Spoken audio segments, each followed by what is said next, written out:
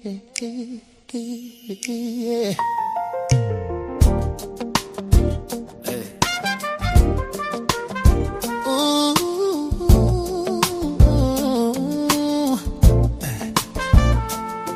is for my sisters trapped in religion. Wake up and free the babies. Sa.neter speak the truth, he's on a mission. The house of consciousness, the final call. Will you Bible thumpers wake up, all just fall? The house of consciousness, the final call. Stop believing in fairy tales, especially Paul. I use the Bible like a lantern in the night, trying to wake up my sister. True light, the house is closing in, it's a total mess. You ignore my wisdom, the ultimate test. Step inside the HOK, it's the toughest terrain, where the truth hits hard, the cuts bring pain. I try to wake you with the word in my hand, to get you to the truth, to help you understand. I gave you the scriptures, chapters and verse. I gave you the keys to break the curse. I gave you Torah to unlock with keys. Break the mental chains and be free. The final call. Yeah, will your Bible thumpers wake up, all just fall? The house of consciousness, the final call. Stop believing in fairy tales, especially Paul. They call you apostle like you a prophet of God, telling lies and fooling people can't be that hard. You're preaching from YouTube, looking for a handout. I'm standing on family, trying to bring the truth out. Welcome to the HOK, where the truth resides. No more hiding in the pews where the dies. We speak against the Bible just to wake the inner sight. Come inside the HOK doors, we bring the light. The house of consciousness, the final call. Will your Bible thumpers wake up, all just fall?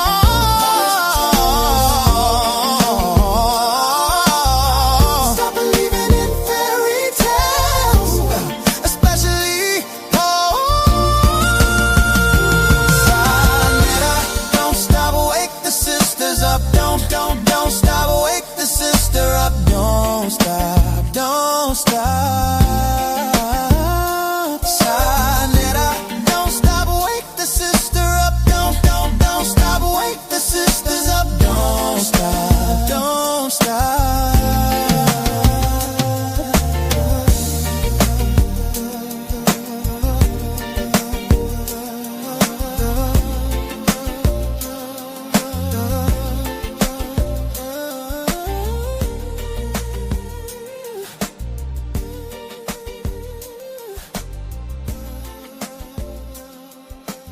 Yeah. Y'all know we already got something powerful coming for you. We can't wake the sisters up and leave the brothers dead. So we also got to wake the brothers up. Let's get them.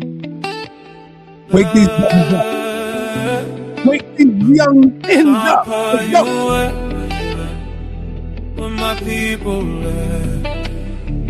Napah, you at? Where you at? Where my people at? I need you to help me on this mission. Yeah. This is for my brothers trapped in religion. Open up your eyes, break out of that prison. This is for my brothers trapped in religion, signed up to be the truth. You know he's on a mission. It's sad to see my brothers are so lost. It's sad to see you believe in things that's false. It's sad to see you believe in Jesus, but your logic breaks apart in 1,000 pieces. Ungod killer, not gonna let that slide. You drowning in a myth, you had nowhere to hide.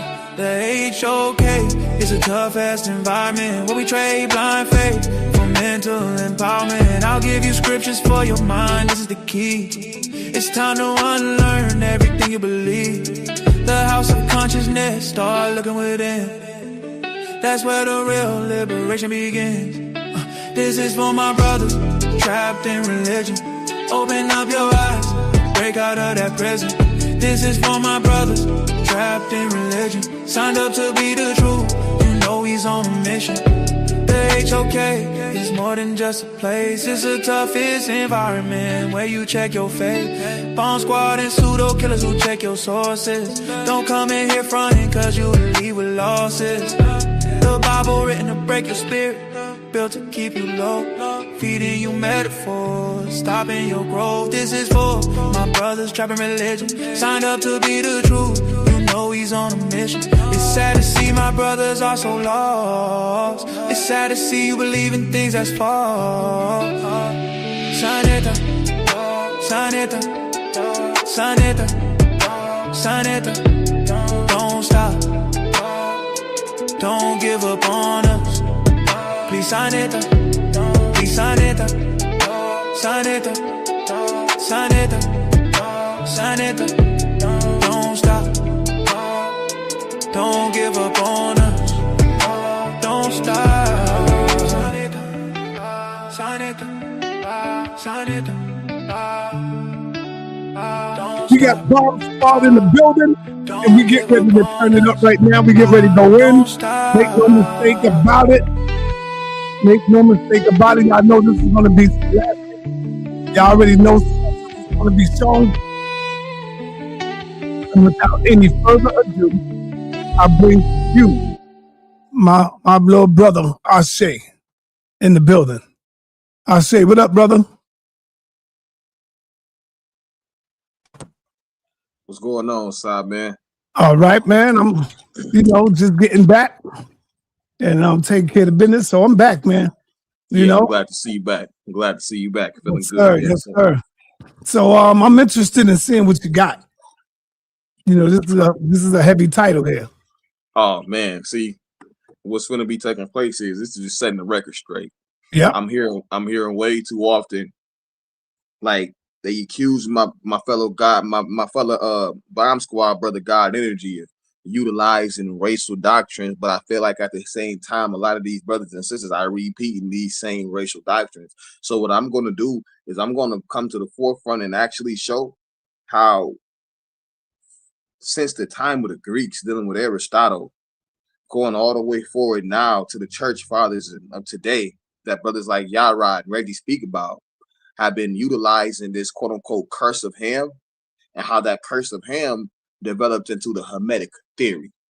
So that's what we're going to be going into, covering like topics like the Egyptians are white, pseudo X talk, like we're going to that's Hammitic theory, and we're even going to show how the ISUPK themselves are utilizing this same Hammitic theory. So it's going to be a great build, and hopefully it can be a great conversation at the end as well.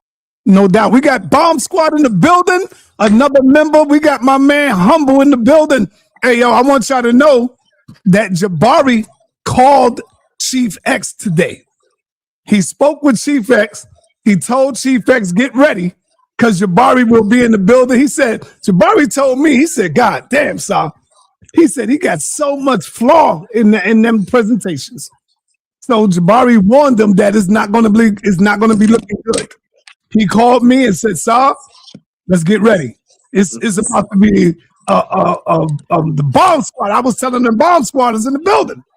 My young brothers is here. You know, I want to shout out to my sister Sakina Ra, always showing love, always support her, you know. And I see my right-hand man, Son Tan, in the building. I see JJ7 got his kittens over here. Indigenous black man. He got his little kittens. Shout out to Indigenous. And without any further ado, Humble, what's up, man? Peace and blessings, brother Si. Peace and blessings. You know, I'm glad to see you back. Hey, listen, you already know my brother Wssr again here. He ready to drop some bombs, sa.neter. He ready to drop some bombs. You already know how we coming.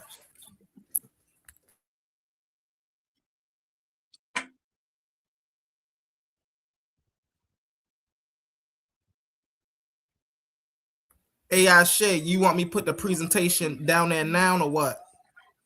Oh, yeah. We gonna get right into it. We gonna step right into it. We ain't gonna waste no time. All right, give me 1 second.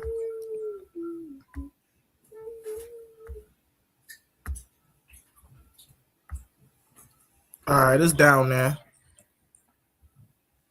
You know, it's already people shouting out the bomb squad. They like the bomb squad, man.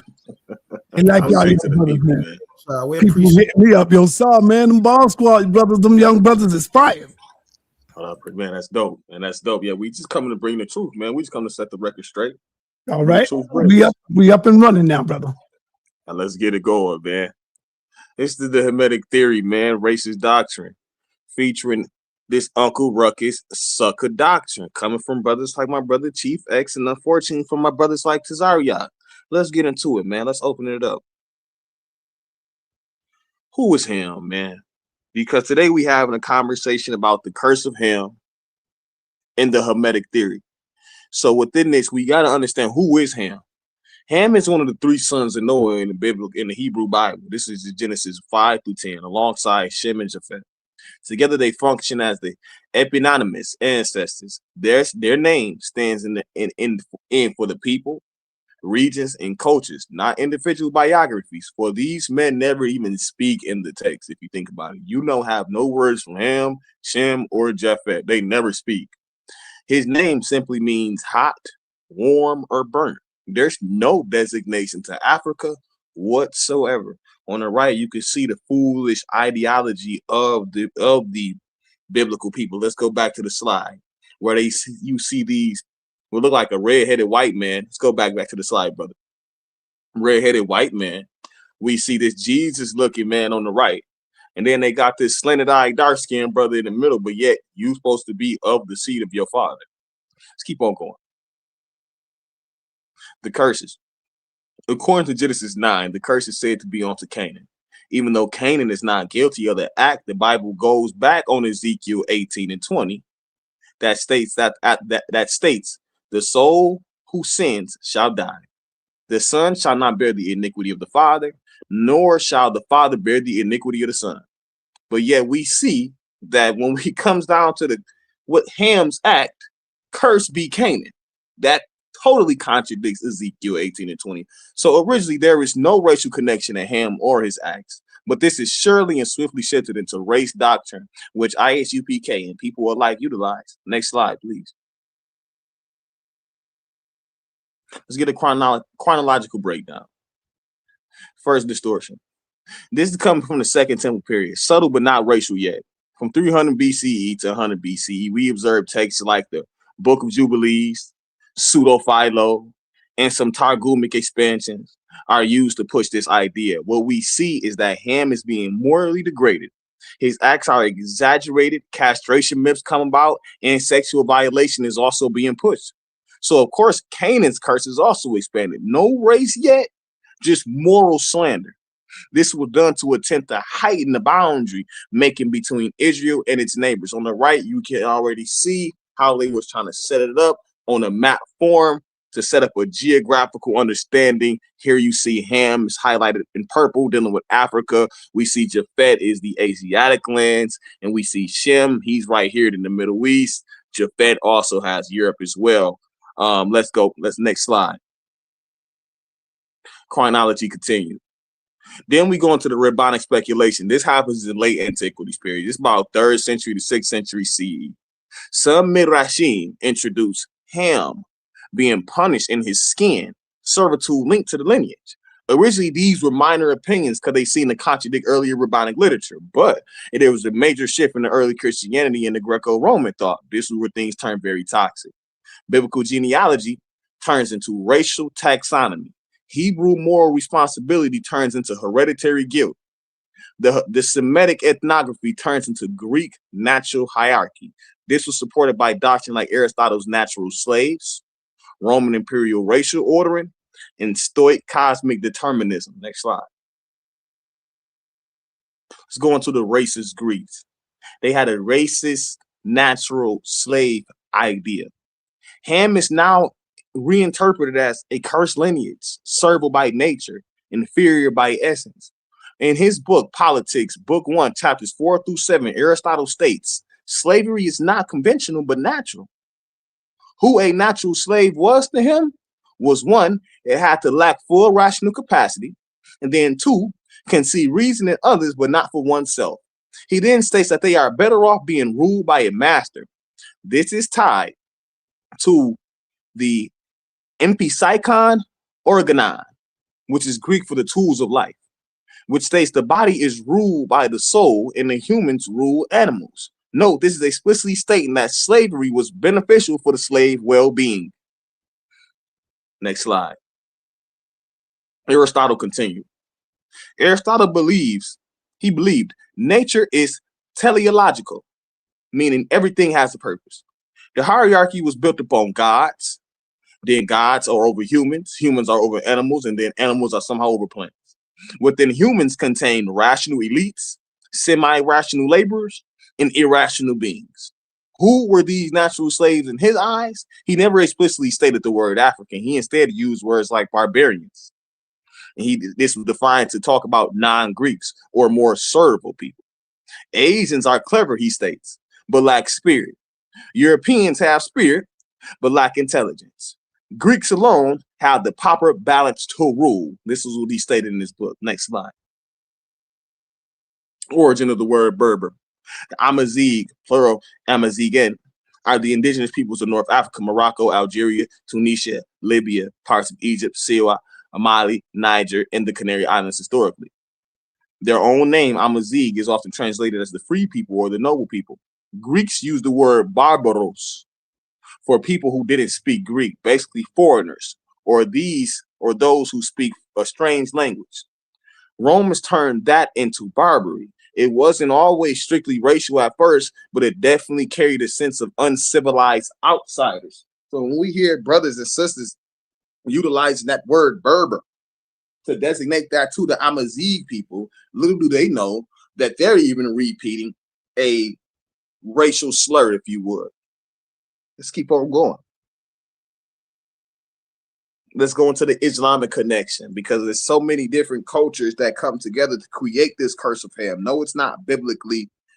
It's not in the Bible. You won't find the quote unquote curse of Ham in the Bible, but it's a biblically inspired thought centered around Ham and Ham's descendants. Let's keep on going, because then now there's the Islamic connection. No, back to the next previous slide, brother. Islamic connection. After the Arab Islamic expansion, this is through the 7th, 8th century CE.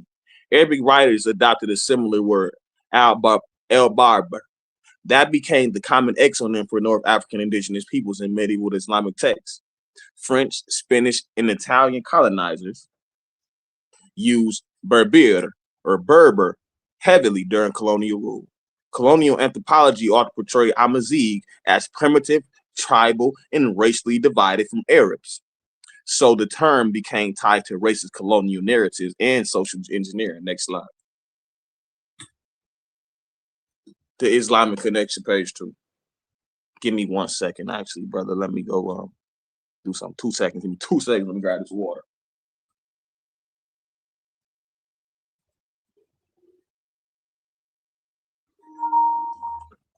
Okay, we back. Let's go, people. My bad.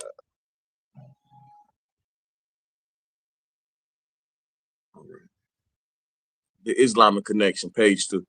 Later Islamic historiography, 9th through 13th century, people like al-Tabari, al-Musiri, Ibn Khaldun, all Islamic historians began repeating.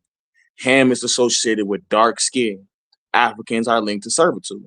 Khaldun utilizes climate determinism connected to racial hierarchy. Model being hot climates equaled physical strength, but weak intelligence. Cold climates equaled intellectuals, but have weak bodies. And then finally, the temperate zone. Ideal, the Mediterranean, Chief Ruckus' favorite space to talk about. He also stated in 1406 AD, Black Africans are closer to animals than to humans. Their culture is primitive. They are naturally inclined towards servitude. These are the words of the Islamic scholar Ibn Khaldun, who you see they have a statue up on the right. Next slide.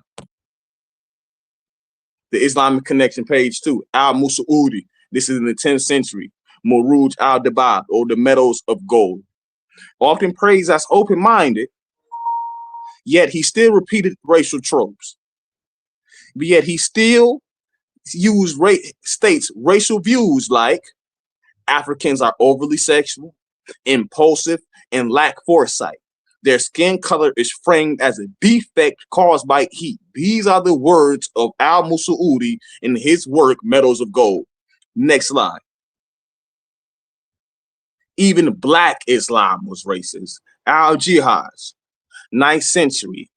We see a Black Arab and Muslim himself writes the superiority of the blacks over the whites. But he still, even though this is a Black guy talking about, I guess, pale Arabs, if you would, he's just flipping the narrative the other way around. He's not demolishing racial thought.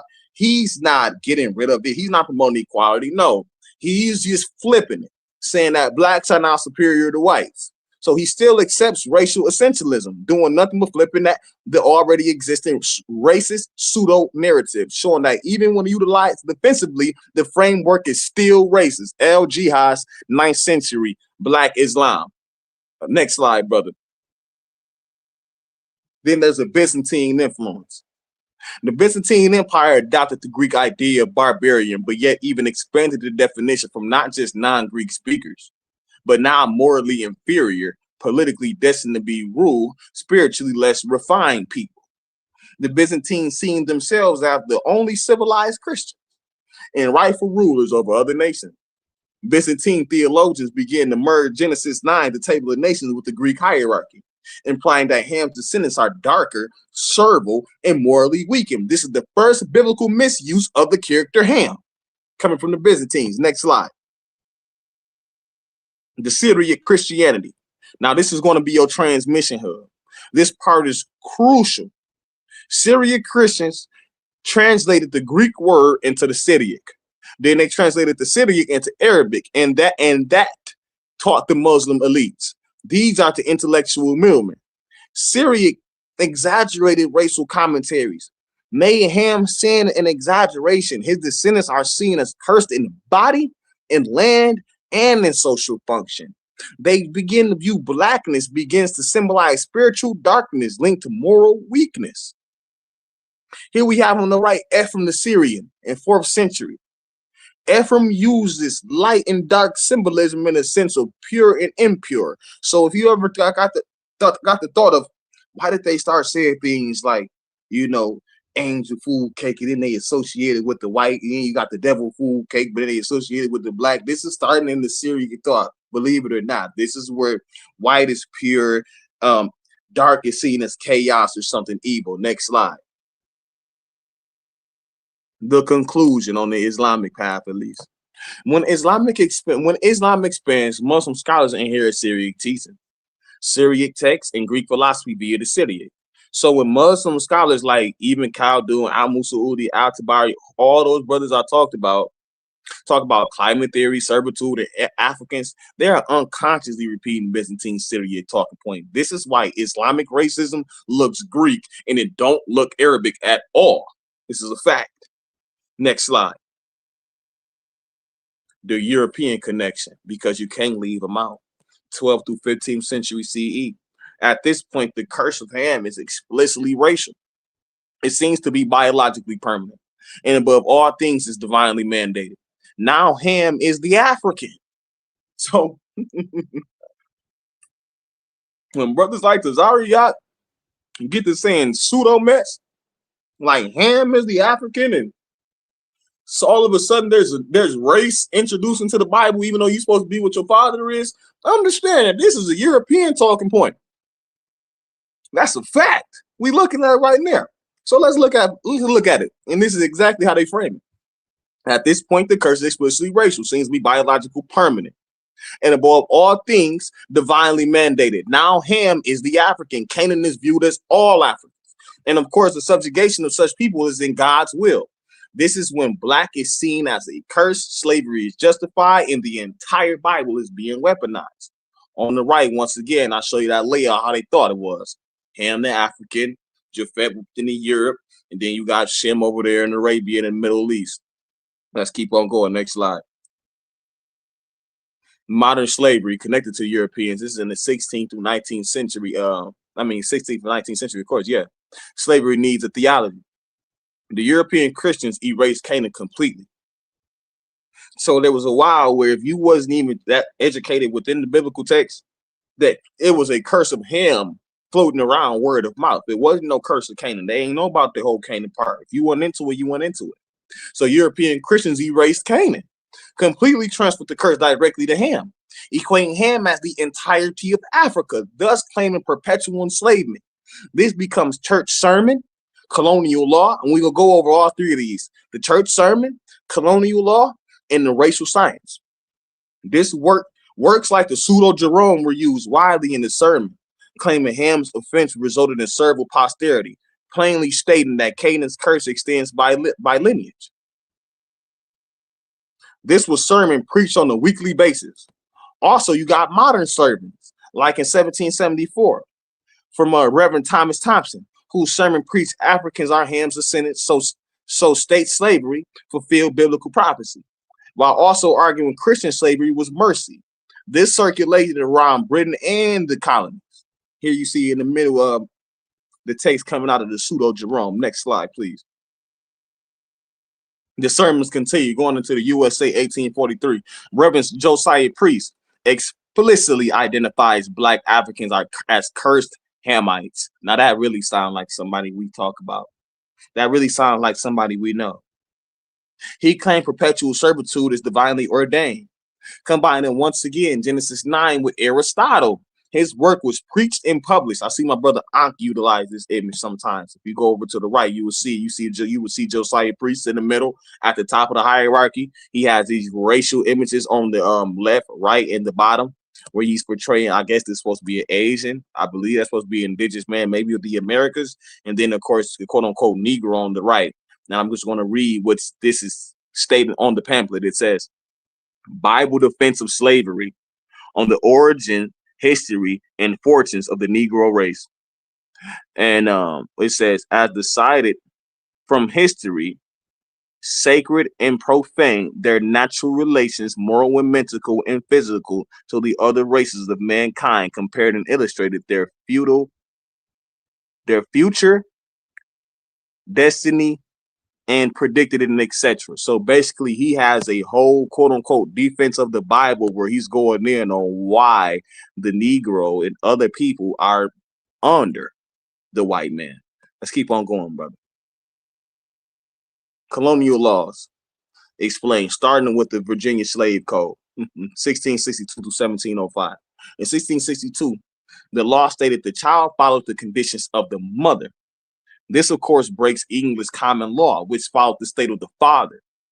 And so if you understand what's taking place, so this created hereditary slavery. Think about that. So if it was a white man and he laid down with a quote-unquote slave woman, that child had to fall under the same slavery and servitude as the mother. So you don't get to be free like your pappy. Or if it wasn't a white man, say he was a free Black man and he was messing around with a slave woman. No, that slave woman, she got a stake in her, and the child falls under that, even though that goes against English common law, which follows the Bible. You are what your father is. So let's break it down. Which follows the state of the father. So this created hereditary slavery. Pamphlets given in church sermon echoed the same message of Africans are permanently servile people. Understand, Hammitic logic is constantly being used. In Barbados, they also had a slave code in 1661, defining Africans as heathenish, assume Africans are naturally suited for bondage. This became the same code for Jamaica, South Carolina, and Georgia. Next slide. Spanish and Portuguese colonial law. The Leis de Indias, aka the law of the Indies, classify Africans as separate from indigenous people. It protected Indians, quote unquote Indians, as they called them because they lived in the Indies, as potential Christians. And lastly, treated Africans as permanent aliens, all justified by them supposedly having Hammitic descent in Aristotle's usage of and their usage of Aristotle's natural servitude.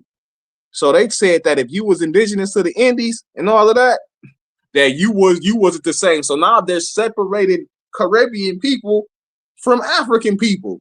And this is where you get these pseudo guys talking about, oh, I'm Jamaican, I'm Haitian, I'm not African. No, you African too, bro. Stop utilizing this mess. Stop utilizing these Caucasoids. Stop utilizing this racial doctrine. Stop doing it to yourself. Next slide. Racial science. For my science guys, I want everybody to be part of this conversation. This is a conversation for my biblical guys. This is a conversation for my science guys. This is the conversation for my law guys. That's why we covered the tax code and things of that nature. I want everybody to come up. It can be the smoke. It can be a build. It can be whatever you want it to be. Racial science. Carl Linnaeus, 1735. Classifying humans into races. This is the creation of race, if you ask me. In his book, Systema Naturae, he stated homo. Look at these terms. It was laughable even putting this together. He stated Homo Europaeus was rational, inventive, while Homo Afer was lazy and negligent, governed by urges and emotion. This is nothing more than just biblical hierarchy rewritten in pseudoscience. This is Carl Linnaeus in 1735. Hear this name a lot on sa.neter on the right. Johann Friedrich Blumenbach. Here, I talk about that name a lot. 1775 through 1795. He creates the 5-race system. Caucasian, which he stated was ideal. Mongolian, American, Malay, aka Southeast Asia, Asiana, Taiwan, Polynesia, New Guinea, etc.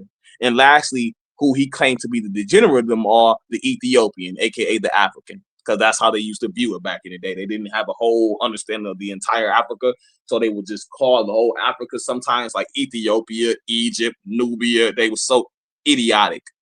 So yeah, so once again, he's using the Ham logic in a scientific format. Next slide. Racial science continued. Sam George Morton in 1830s to 1840s, USA, he measured human skulls to quote unquote prove Africans have smaller cranial capacity, so they are intellectually inferior. Biologically, therefore, enslaving them was natural. Well, these white dudes was crazy. Josiah Nott and George Gideon in 1854 created the idea of types of mankind, arguing polygenesis. Now, this is making me think about Ankh debate. Polygenesis. For even a brother like Sanchez to say shit like, oh yeah, man, you know, there's a different there's a different genesis for human beings outside of Africa. This is utilizing Josiah Nott and George Glyden work. 1854 created the idea of types of mankind arguing polygenesis, separate human origin. Still using Ham language symbolically, and even made claims that Africans were just closely related to animals.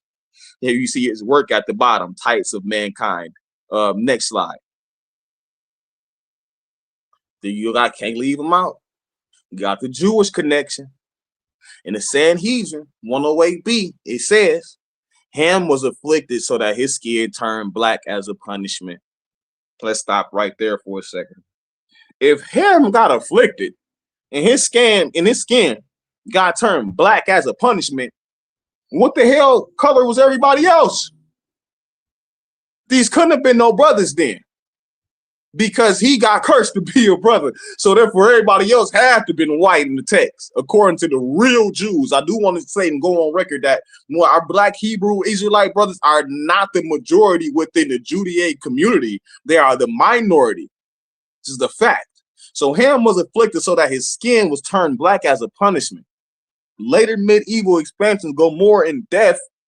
The Tanhuma described Ham's eyes as becoming red, his lips becoming thick, and his hair changed as a punishment. Both of those works are here on the right, the Midrash Tanhuma, and you can see them when they would get together in the Sanhedrin style, and these are the things that they would speak about. So let's go ahead, next slide. Christian influence, can't leave them out.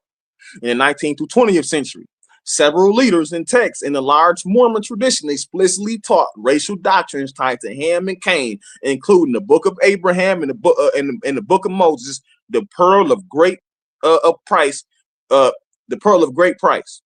The Pharaoh was described as Ham's lineage. So they say in this text that the Pharaoh was a Hamite, described as Ham lineage and restricted from the priesthood because of that lineage, because of his lineage. This is translated by Joseph Smith. Excuse me. You can see the work on the right, the Mormon Pearl of the Great Price by Joseph Smith. It speaks about it, how they go into this racial doctrine all over again. And this is in the 19th and 2000s. Next slide. Christian influence, page 2.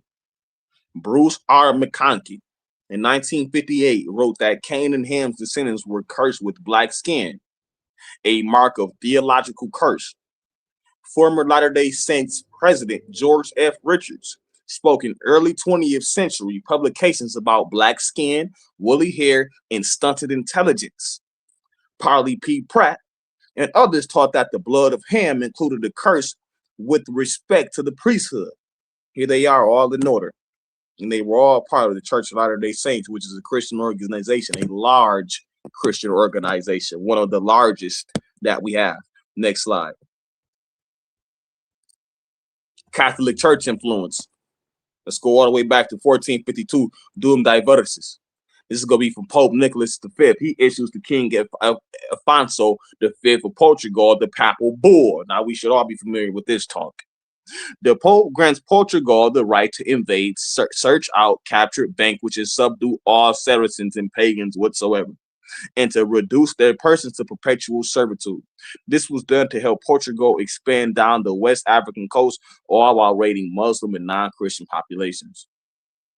When Portugal wrote to Rome and asked, "Are we allowed to enslave these people forever?" Rome answered back to Portugal, "Yes, indeed." Next slide. Dum Diversis. Page 2. Give me 2 seconds.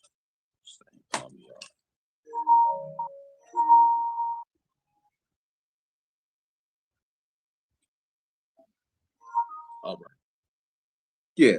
So Dum Diversis, page 2.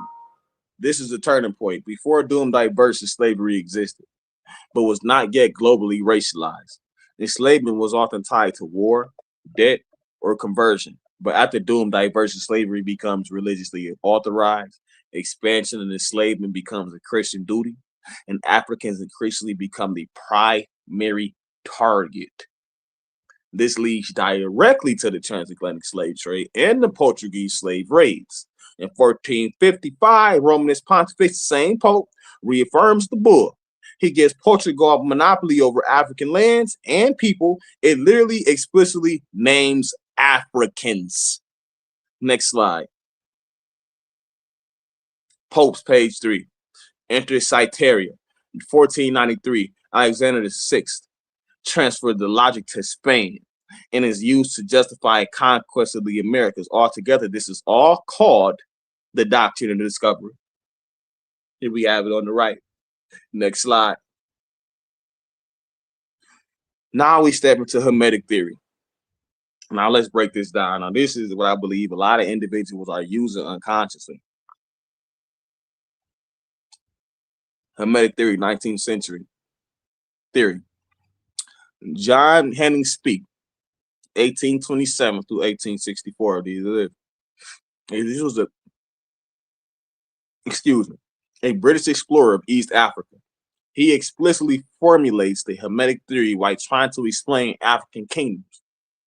Speke's claim African civilizations were created by Caucasoid Hamites, Chief X. Hey, how you doing?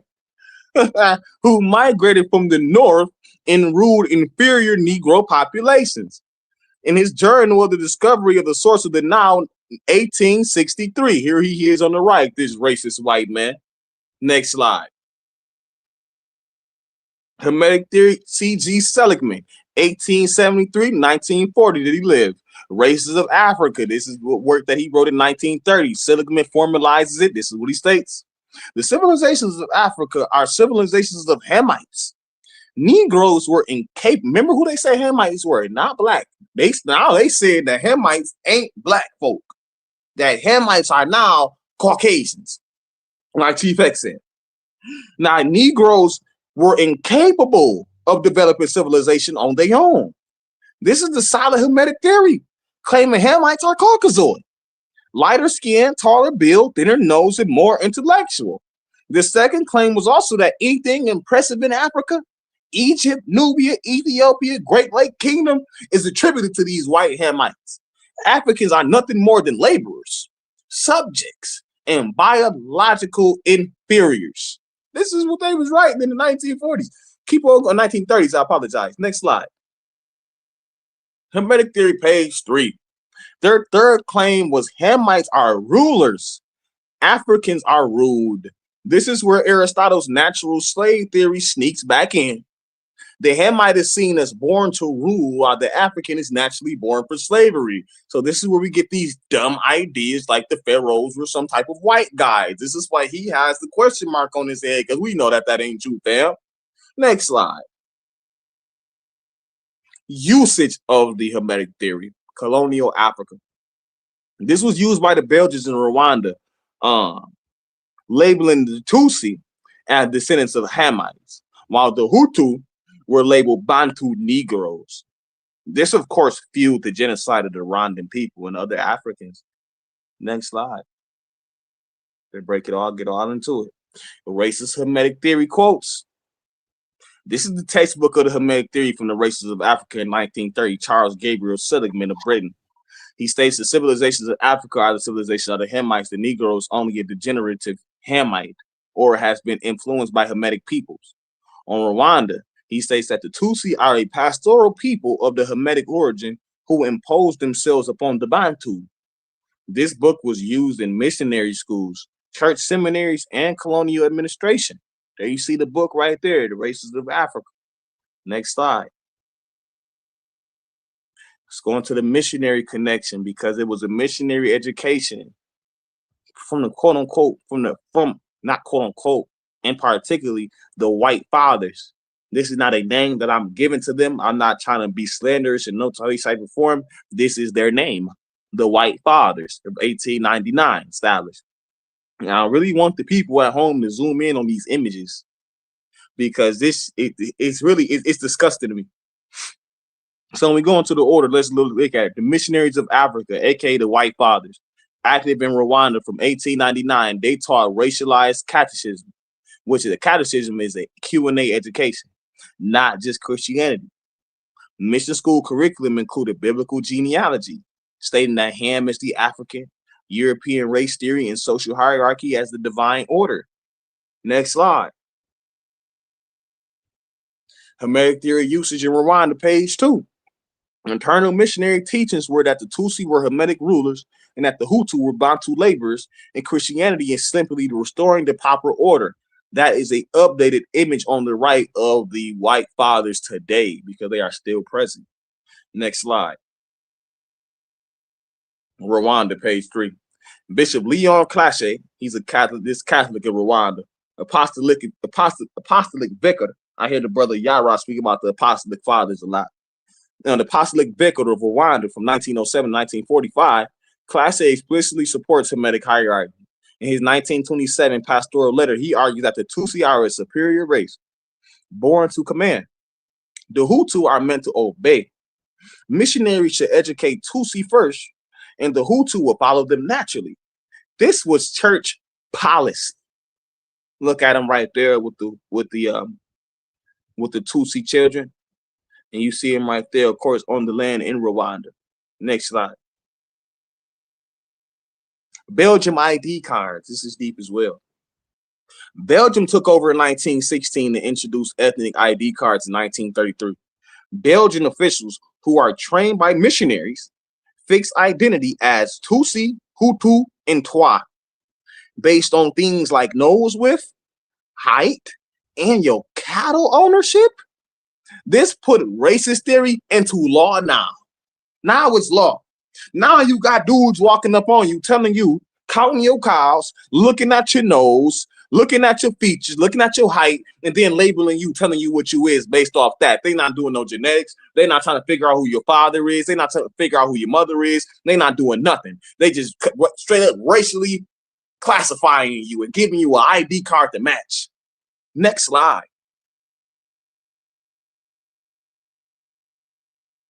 Missionary doctrine supremacy. Reverend Edwin Smith, missionary anthropologist, in his book, African Ideas of God, 1926, I was speaking on this to the sister Naphtali. He claims African religion is primitive and requires Christian elevation. So whenever you hear these brothers talk about, yeah, we needed, the world needed Christianity, so Christianity could come and, liberate the world, so we could teach the world, so we can get us out of our heathen ways. And that's pseudo white man talk, bro. This is where it turned deadly, literally. The preference-based education educated the Tutsi, while the Hutu were excluded. The clergy reinforced the racial theology, and obedience to this was framed as spiritual obedience. So they basically was telling them, like, if you go by this, and if you are a Hutu, you got to listen to the Tutsi. And if you go by that, and that's obedience to God by doing that. And if you go against what the Tutsi are telling you, that you are disobeying God. If you go against this hierarchy, you are disobeying God. So in 1959, the colonial power shifted on their butt. Thus, the Hammitic theory isn't thrown out. They just flipped it all over again. By 1944, the Tutsi are now demonized as foreign invaders, using the same racial logic, just a new target. The 1994 genocide is impossible to understand without this history. And for those who don't know about the 1994 genocide, the Brother Humble Mystic, I put me on it. They have a whole movie, called Hotel Rwanda, which speaks about it. Now, this was one of our Holocausts, one of our many Holocausts that they try to cover up, and most of us don't even speak about. Next slide. The conclusion, which was genocide. The overall sum of it all is that the Tutsi and the Hutu became racially divided, and it was manufactured. The church helped teach it. The Hammitic theory was the backbone. The mission schools spread it as the truth, and then millions died as a downstream result. You can see on the right the carnage and the aftermath. Next slide. Missionary Rwanda catechisms, that Q&A form education I was talking about earlier. These are some quotes. They say the Tutsi are not Bantu. They are, if one wants, Negroids and African people who possess the strongest Hammitic indices. This is coming from the boy Leon Classe, who we was looking at earlier. He's the Catholic missionary leader.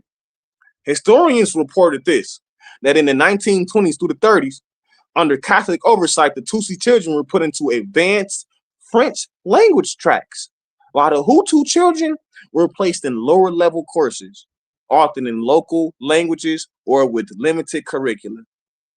Tutsi received a far more rigorous course than their Hutu colleagues. The educational system ensured only Tutsi qualified for the most influential position in the colonial administration. So you see it right there, like you couldn't even get a good job, bro. Back in the day, if you were certain people, you couldn't get certain places. You couldn't get a certain place in the government if you was a certain person, due to what these foreign invaders are coming on and trying to classify, utilizing their spiritual pseudo scientific beliefs. Next slide. Coons of my community, unfortunately. This is my final slide. As you look up right here, and I didn't create that image of Chief X. That's just, if you Google Chief X right now, that's the image that you get.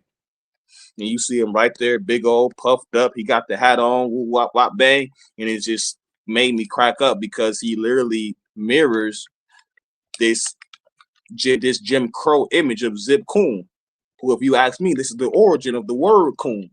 And he's all puffed up, looking just like your boy. And then you got the other coon in the community, Tazaya. I couldn't believe he called my brother stupid. And he's sitting up with his best friend, Gorilla Hebrew, and they all utilize the Hammitic theory, and they repeat the curse of Ham. Now we can open it up if they want to smoke with this. Let's do it.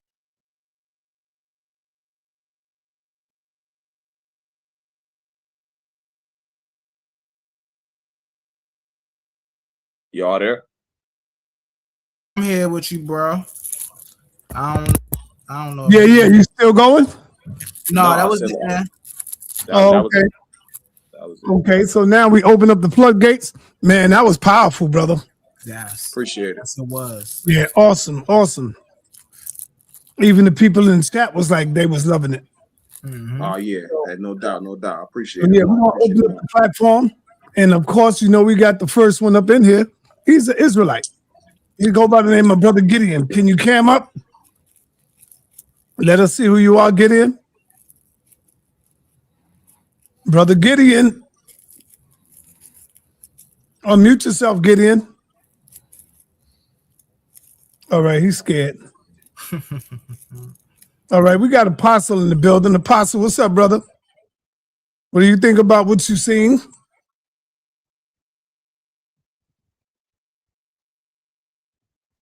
Unmute yourself, Apostle. It's a fact. Everybody knows. Well, say big ups to the presenter. Good presentation. Ashe. It's very similar to the one that I produced when I produced the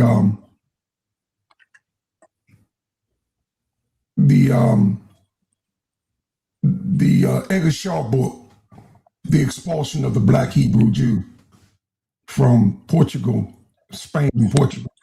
Because it all dates back to that 1452, the start of that. So, but anybody get a chance to watch Hotel Yolanda, do that.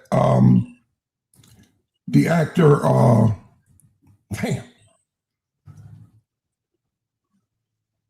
boy, I can't think of his name. He was the manager of the hotel. Don Cheadle, right. Don Cheadle, he was Hutu, and his wife was Tutsi. And that was mostly, though, I know the church has something to do with it, but that was mostly the Belgians. They had control. They could have protected it. They could have stopped it. They chose to do nothing. They was in control of Rwanda.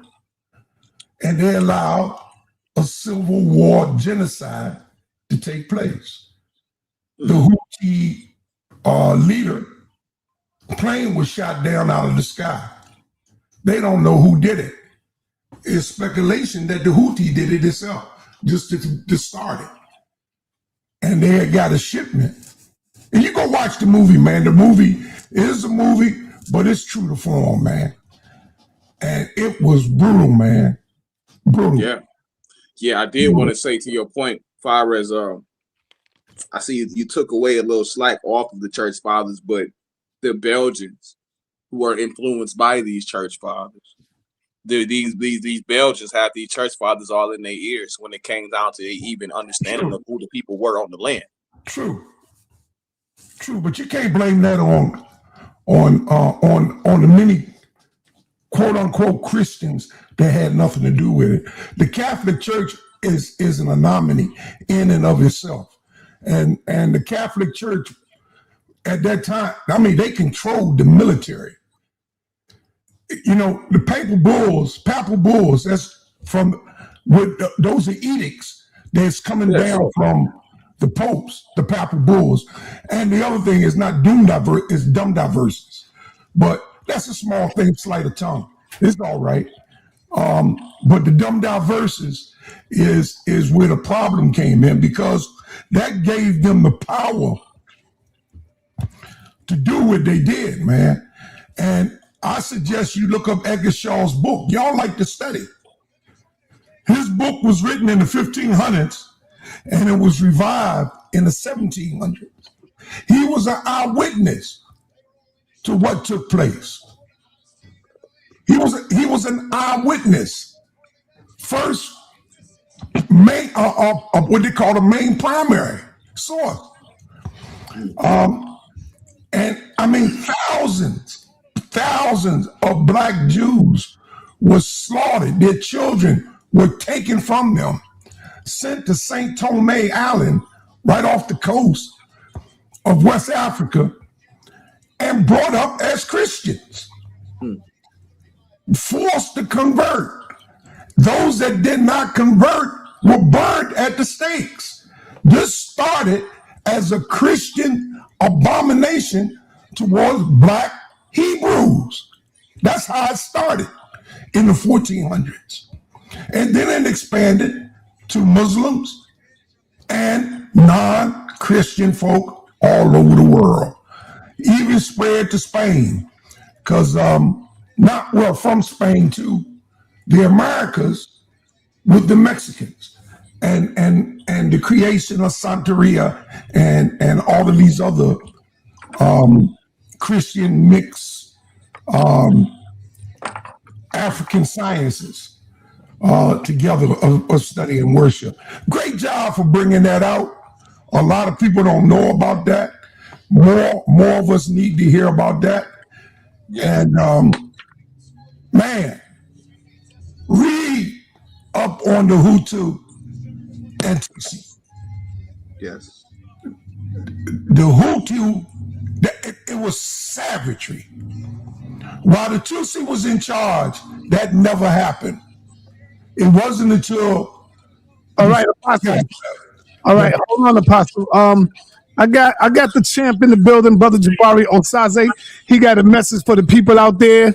Go ahead, Brother Jabari. You on the line? Peace, family. Peace, sa.neter. Peace. Sa.neter just wants me to say publicly what I said to him earlier today, which is important. I've been extremely busy over the last 2 weeks, but I knew that I had to come back to look at Chief X presentation on Black Egypt and those sorts of things. And I was really taken aback by the fact that now that I've watched the entire video, that I would say over 80% of it is just factually incorrect. And I wanted to let him know that first, so I actually spoke to him earlier today. I was hoping that maybe we might have a conversation over the factual errors in his presentation, but he said it was perfect. He said, come with it. I mean, some of what he says is just, for someone who teaches African history, I mean, it was galling. If my students had answered that in that manner, I would have just corrected them, because it was just wrong. I mean, so much of it was wrong.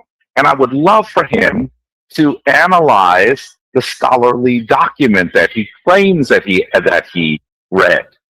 None of that really came forward. So listen, I like Chief X. I consider him a good brother. I'm sure that he and I, were we on the same coast, we would regularly hang out or whatever.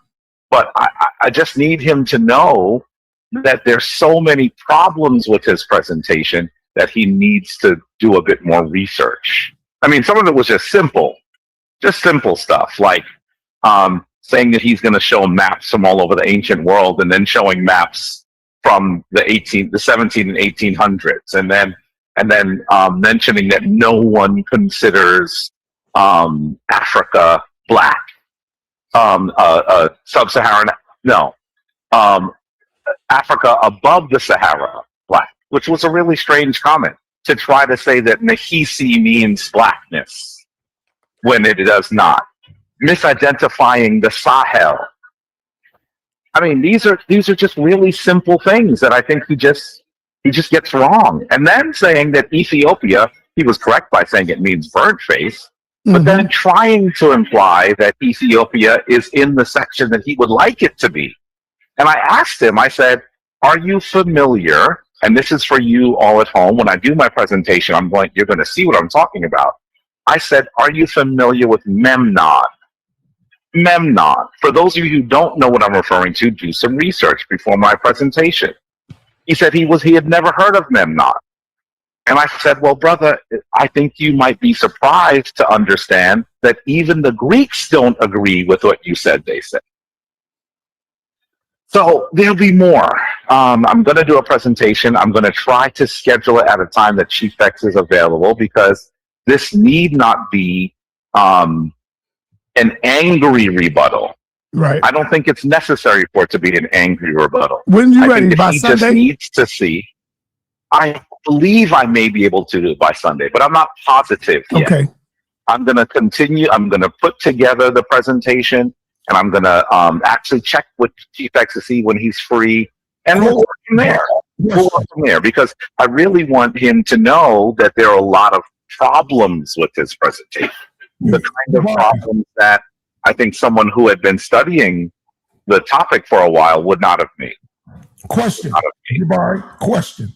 Yes. Memnon. Yes. So do you think Helen of Troy, that story of Memnon, the way it was told with the half-Greek god, the Greek, what's the dude's name? Brad Pitt played him. Is that true? Is that a true story of Nimrod? I don't act now. First of all, let me say, Apostle, your question means you know more about this than Chief X does. Your question means you know more than Chief X does. And you never would have done a presentation like that. No, I wouldn't. Never would have done a presentation like that. What made him bold enough to do that? But no, I don't believe the story. I believe Memnon is likely a legendary figure. I'm going to give you just this little point. The point is, where did the Greeks say Memnon lived? That's what I'm going to say. Oh, okay. As you do your research, and this is for everybody, including you, Apostle, since you've asked such a good question, look for what is usually called the colossi of Memnon. How to fit into the narrative or reject the narrative that Chief X is putting forward. And I'm going to show you pictures of me standing in front of the statue. People sometimes who I'm disagreeing with get upset when I say if they've ever visited these places. But the reality is that if you're truly going to understand something, you should not just do the book research. By the way, if he had only done the book research, he would have known this. But in addition to that, going to those places is helpful in cementing your knowledge of these sorts of things. So clearly, I think that our dear brother needs to go back to the lab. He needs to go back to the lab. Yeah. Hey, Jabari, his name was Achilles. Yo. I told y'all about cutting I'm trying to in. help you with the name. Sorry, the name was Achilles. The name was Achilles. Let me just say this really quickly. If he's really being genuine about it, what he should do is he should then retract the things that are factually incorrect. I want you all to look at his presentation and look at where he says the Sahel is. That's a really simple thing. If you get the Sahel wrong, how much do you know about the region? All right, Jabari, that's enough. That's like, I don't want you to take over the Young Brother show. I want you to come and let the people know. And we got to get back to our brother, Ashe. You got to check out my Young Brothers, the Bomb Squad. I was telling you about the Bomb Squad, man. And if you're watching Chief X, I'm going to look at their presentation later. If you're watching Chief X, you'll see where Chief X ran from one of the members. Oh, yeah, he ran from definitely. He ran from God Energy. Yeah, he ran from it. Wow. Yeah, you're gonna see it if you keep watching. I'm gonna look forward to it. I really am. All right, peace, Jabari. Have a good time, man. All right now. All right. You too. Peace. Hey, so I had to leave. Can I get my question in when you get a chance? That's all. With who? With Ashe. I mean, yeah, Ashe. I never. Go ahead, brother. Go ahead. Ashe, I wonder how you doing, boss. Oh, I'm doing good, brother. We just chilling, man. Facts. Good presentation. I wanted to ask about, so DNA biologically, they tried to say that the Hutu, like you was breaking that down about being that the Tutsi was Hamites, I believe, and the Hutu wasn't, some of that nature. The Tutsi are Hamites, Hutu not. Yeah, you're right. Yeah. So with them doing that, we come to find out later that was a false statement. Is it safe? How much percentage of a 0 to 100% would you say is safe to agree or to believe science? And science literally lied right there. They told us that was a scientific fact. Man, yes, hey, you great, but hey, that's a good question. That lets us know that we should always be skeptics. That we should not just always take that. That's why a lot of this stuff be theories. Yes. A lot of this stuff don't be solid. A lot of this stuff ain't absolute. They updating this stuff. They telling you this stuff is this one day, the next day is not. So all I can suggest my people at home to do is, if it seems like it, if it makes sense to you, run with it. If that stuff is suspect, look into it. It's usually a reason why that stuff seems suspect to you. So that's a good call out that you did, and this is definitely for the scientific community as well, because it's like, how long is it up until the very theories that you're utilizing become antiquated and outdated? And I say with that, I want to say just one more thing, son. I'll say about the same thing they did, exact same thing they did with the things in Zimbabwe, the temple down there, the stone structure. For years, they said that was Solomon Mines. No black man below the Sahara could do that. They found out the Mashona people did it. 12 years later, they show all the gold and all that they have. For 12 years in the basement, the gold and stuff that they found, but didn't release to us. So that fortifies, when we question science, we don't need the scientific community to be like, oh, y'all pseudo. No, think about it yourself, brother. But go ahead. All right. Great point. All right, hold on. Napah, you ready? Thank you so much, sa.neter. I appreciate you. I love you and I appreciate you. Thank you, Ashe. This is a great. You going out? You going out? She went out. Damn. Yeah, you going out? You went out. Yeah, don't hear you at all.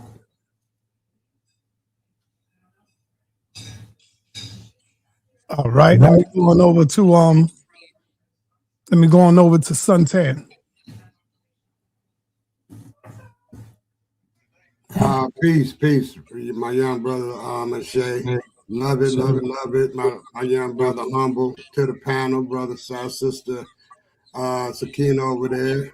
All right, hold on. She's back. Go ahead.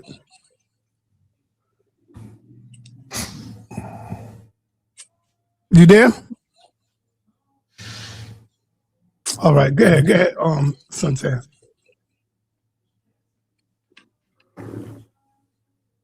Go ahead, Suntan. You had muted me. Go ahead, muted. Anyway, I appreciate that. I say putting the missionaries there, man, letting people know that this information was coerced to, to just to be frank, man. And one more question. And I don't want to dive all over Chief X, but this dude said there was no blacks over in North Africa, as if to say that it was just Coptic and Arabs over in that area, so when I asked him about it, he jumped and didn't answer that, so what do you think about that? Of course there were blacks in North Africa. I mean, the Sudan is in North Africa. He admitted that you had Nubians in North Africa. The first Kemetic nome, Egyptian nome, is Ta Seti. It's literally the definition of Nubia, the land of the bow. So you heard him say that, didn't you? Yeah, he's a pseudo. Yeah, okay. I'm just, because y'all study more than me and y'all know more about that. So that's what I was going to ask Jabari, but I'm pretty sure that because my study said that they was black too. So what is he talking about? Absolutely. Right. I don't know what he's talking about. All right. Go ahead. I just wanted to say, I said it's a good presentation. I did want to ask everybody, remember to get your tickets for the debate coming up on February 28th. I got to say this before I get started. Ankh versus Sanchez. The links are in the chat. And then our debate coming up in March, the 14th, Napah Shada versus Naphtali Holda. So that's coming up. So y'all know about the debates. Thank you, sa.neter. Are we animals and primates? These are debates coming up. I was thinking, sa.neter, I just off rip put this in the chat that we might not do this, but I did put it in the chat that if you decide to get your ticket within the last 24 hours before the debate, I think we should charge you an extra $5. What do you think? What do you think, sa.neter? What'd you say? So if you know how everybody's always flooding us in, getting the tickets last minute, and we're trying to set up for the debate and get ready. Yeah. So I'm just saying, maybe we do like $3 extra or $5 extra to give them an incentive not to, not to get your ticket last minute. I agree with you on that. Yeah, we always stop what we're doing. We have things to do. Have to get the debaters together. We have to make sure the people that are coming in to work with us, because we usually we also give out we have like a team that we give them the links so they come in. So we have to do a lot of stuff during the day of the debate. So this would be an incentive maybe. I mean, at sa.neter's discretion, of course. If you're a loyal supporter and you're buying it within the 24 hours, that's fine. But I just am saying, don't wait till the last minute to get your tickets for either one debate, this one here and the 14th of March. And if sa.neter, if you don't mind, could you please show the one for Ankh as well? And then. Yeah, I got it. Okay, thank you. Yeah, so just get your tickets as soon as possible. I know nobody's rich. I know the economy is crazy.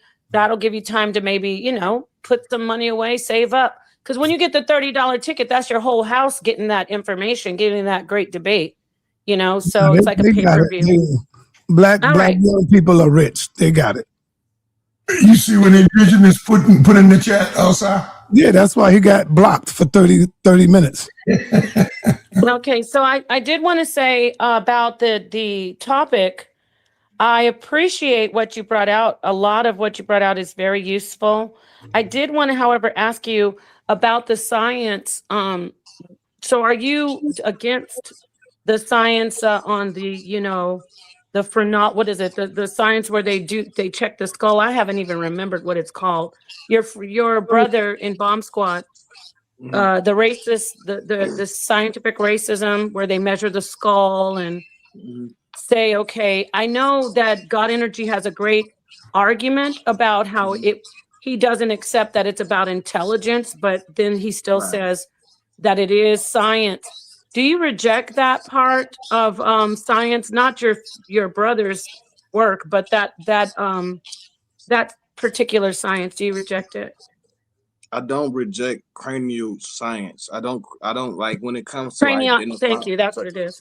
I'm sorry. When it comes to identifying like phenotypically, I think that helps to identify. But when it comes to like what I presented, the way that the European guy presented it in that racial format, where he said, quote unquote, Negroid skulls were smaller, so they had lower mental capacity, or like I'm paraphrasing, of course. And of course, I don't agree with that. Like that's racism. Like that's stupidity. So do you reject it all? So I was gonna say phrenology, but I wasn't sure. It's also cranio something. But so you reject it all completely? No, I literally stated before I said that like when it comes to identifying phenotypically, I believe it helps. But when it comes to identifying somebody's intelligence and stuff like that, I think that that's just pseudo talk. Do you also agree that we were all African and then we changed because of like environment due to basically evolution? Yeah. Okay, I just wanted to see where you are with that. That's all. Because when you say the Bible isn't racial, you're talking about different races like black and white, not where they say it's tribal, where they say we are the better people than these other people. You agree that so you agree the Bible does put one type of people over the other? Yeah, like a tribe is not a race of people, you know what I mean? Like me and you could belong to a family. Say you my sister and I'm your brother, but you create your tribe with your husband and y'all doing y'all thing and I do my thing over here. We two different nations of people, don't get me wrong, but we still have one origin point. You my sister still. So yeah, you can get favored as the group that you marginalize yourself into. And you gotta, I guess, in the Bible, that's the way it's presented. But if we're following the Bible in its what's the word I'm looking for? In its canonized form, then everybody's related, unfortunately. Right? Everybody's related, unfortunately. So we don't really have an existence of race in that format. But we, like you said, there is tribalism that exists. There is nationality that exists. So therefore, there can be a certain level of superiority and hierarchy that can be established. Isn't that the same though? Because we have xenophobia. We know we're all human beings, but sociologically, you know, in a societal way, I'm just wanting to pick your brain more on that because I want to hear from you. Like, at the end of the day, the Bible definitely was used. Your presentation is 100%. The Bible is used to be racist against our people. I agree. But I want to hear from you. Like, do you see the Bible also having that discrimination, that hatred in it, in the book? It discusses hatred, unfortunately, and it projects hatred onto other people through the narrative that's being pushed, I guess, due to gods and religious points and just the practices of other peoples. So they're viewing other people's ways as heathenish and wicked. That's the way that the Bible definitely presents itself, but it doesn't give you a actual real life target for these people. We come in later saying mess like, yeah, the white man is Esau. Yeah, I mean, that's coming on. That's later. That ain't the original text. Esau is good as Goldilocks with the three little bears, a mythological character in its original setting. When you trying to make it real, now that's where man is implying his preference. Oh, because I feel like, I don't agree with African practice. I think Africans are this in my eyes. So this gotta be Ham in them. This gotta be Canaan in them. Oh, because sorry, y'all say mess like, oh, you see that the white man lived in Wssr. So this is through his perception. So therefore, the white man is the Edomite. No, hell no. What about my man Ishmael living by Wssr too? But I mean, it's just so crazy. But then you're supposed to be the seed of your father.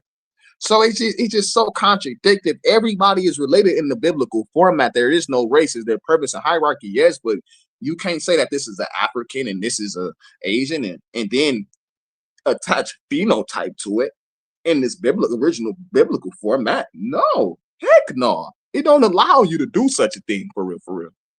One more thing, and thank you for saying all that. This is a great conversation. I want to ask you this. Everything you just said about the Bible, can you talk to us more? And I will pass the mic.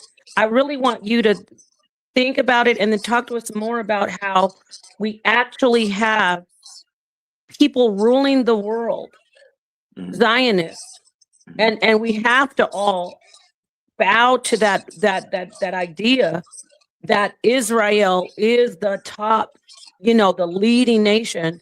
That whole narrative, how we can't say anything about them, we can't go against them. They say what goes. They shut down this, they shut down that. So I wanted you to talk to us about how the world in our reality is basically forcing people to believe Israel is the highest, and these are the people who are Israel. I do want to hear from you on that. So thank you for letting me take the mic and ask you these questions. Man, that's a great topic. And I could actually see I'd be more dealing with the history, but that's definitely a great talking point to even add into the Q&A point of view. So I definitely want to address it. It's the way that they set it up. And that's who's running the world are your Abrahamic religions, because it's not just Israel, because you have Saudi Arabia right there with them. Right. These are your richest peoples, and they come together. We think they're feuding on a lower level between me and you. You will say you a Muslim and I'm a Jew or a Hebrew. Yeah, we beefing on a low level, but when it comes down to actual who's running it, when we talking about who's making the things move, like you said, who's running the world? Islam chilling with the Jew, and they come together. Wait, Ashay, you just hit something for me. So we got Israel, Abraham running the world. We got Islam running the world, and we got the Christian in America on the West. That is crazy. Yeah, that's a bomb drop. So we got to talk about that. Go ahead. All Abrahamic.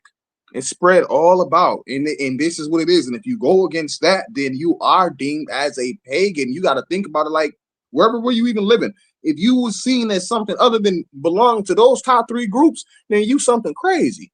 And they come together to rule the whole world. I want everybody to Google something called Chrislam. Chrislam. They literally have a large synagogue, a large mosque, and they have a church all next to each other. This is all ducked off in Saudi Arabia. It was like I want to say damn near $1 billion invention that they put together. Now this was being done, and it's hinting towards that formation of the whole one world religion. So you absolutely right when they're putting basically like this entity in the middle of it, which is Israel, and then they're feeding and they're feeding it. I was looking at this, and I land right here. I was looking at the size of Israel compared to the countries that they're warring with, and I'm like, man.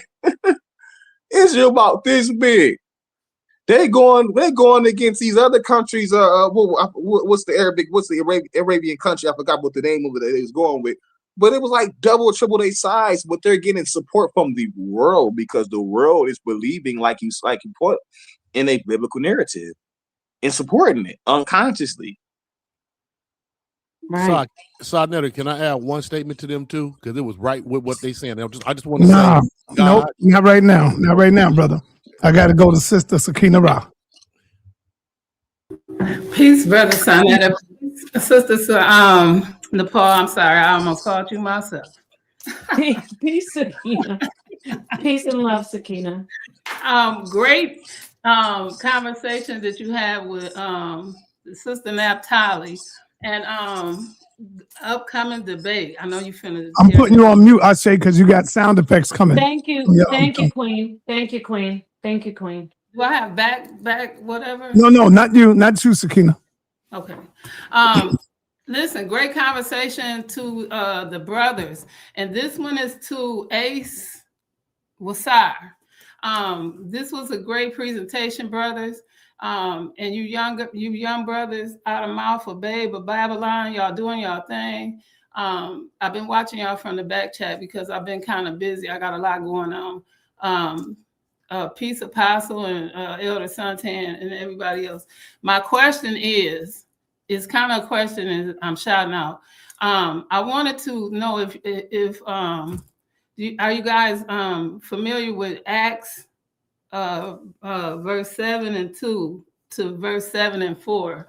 Because Abraham, his name started out as Abram. I said I wanted to meet with Apostle, sa.neter, I need you to connect this the next time Apostle go live and connect me and let me know.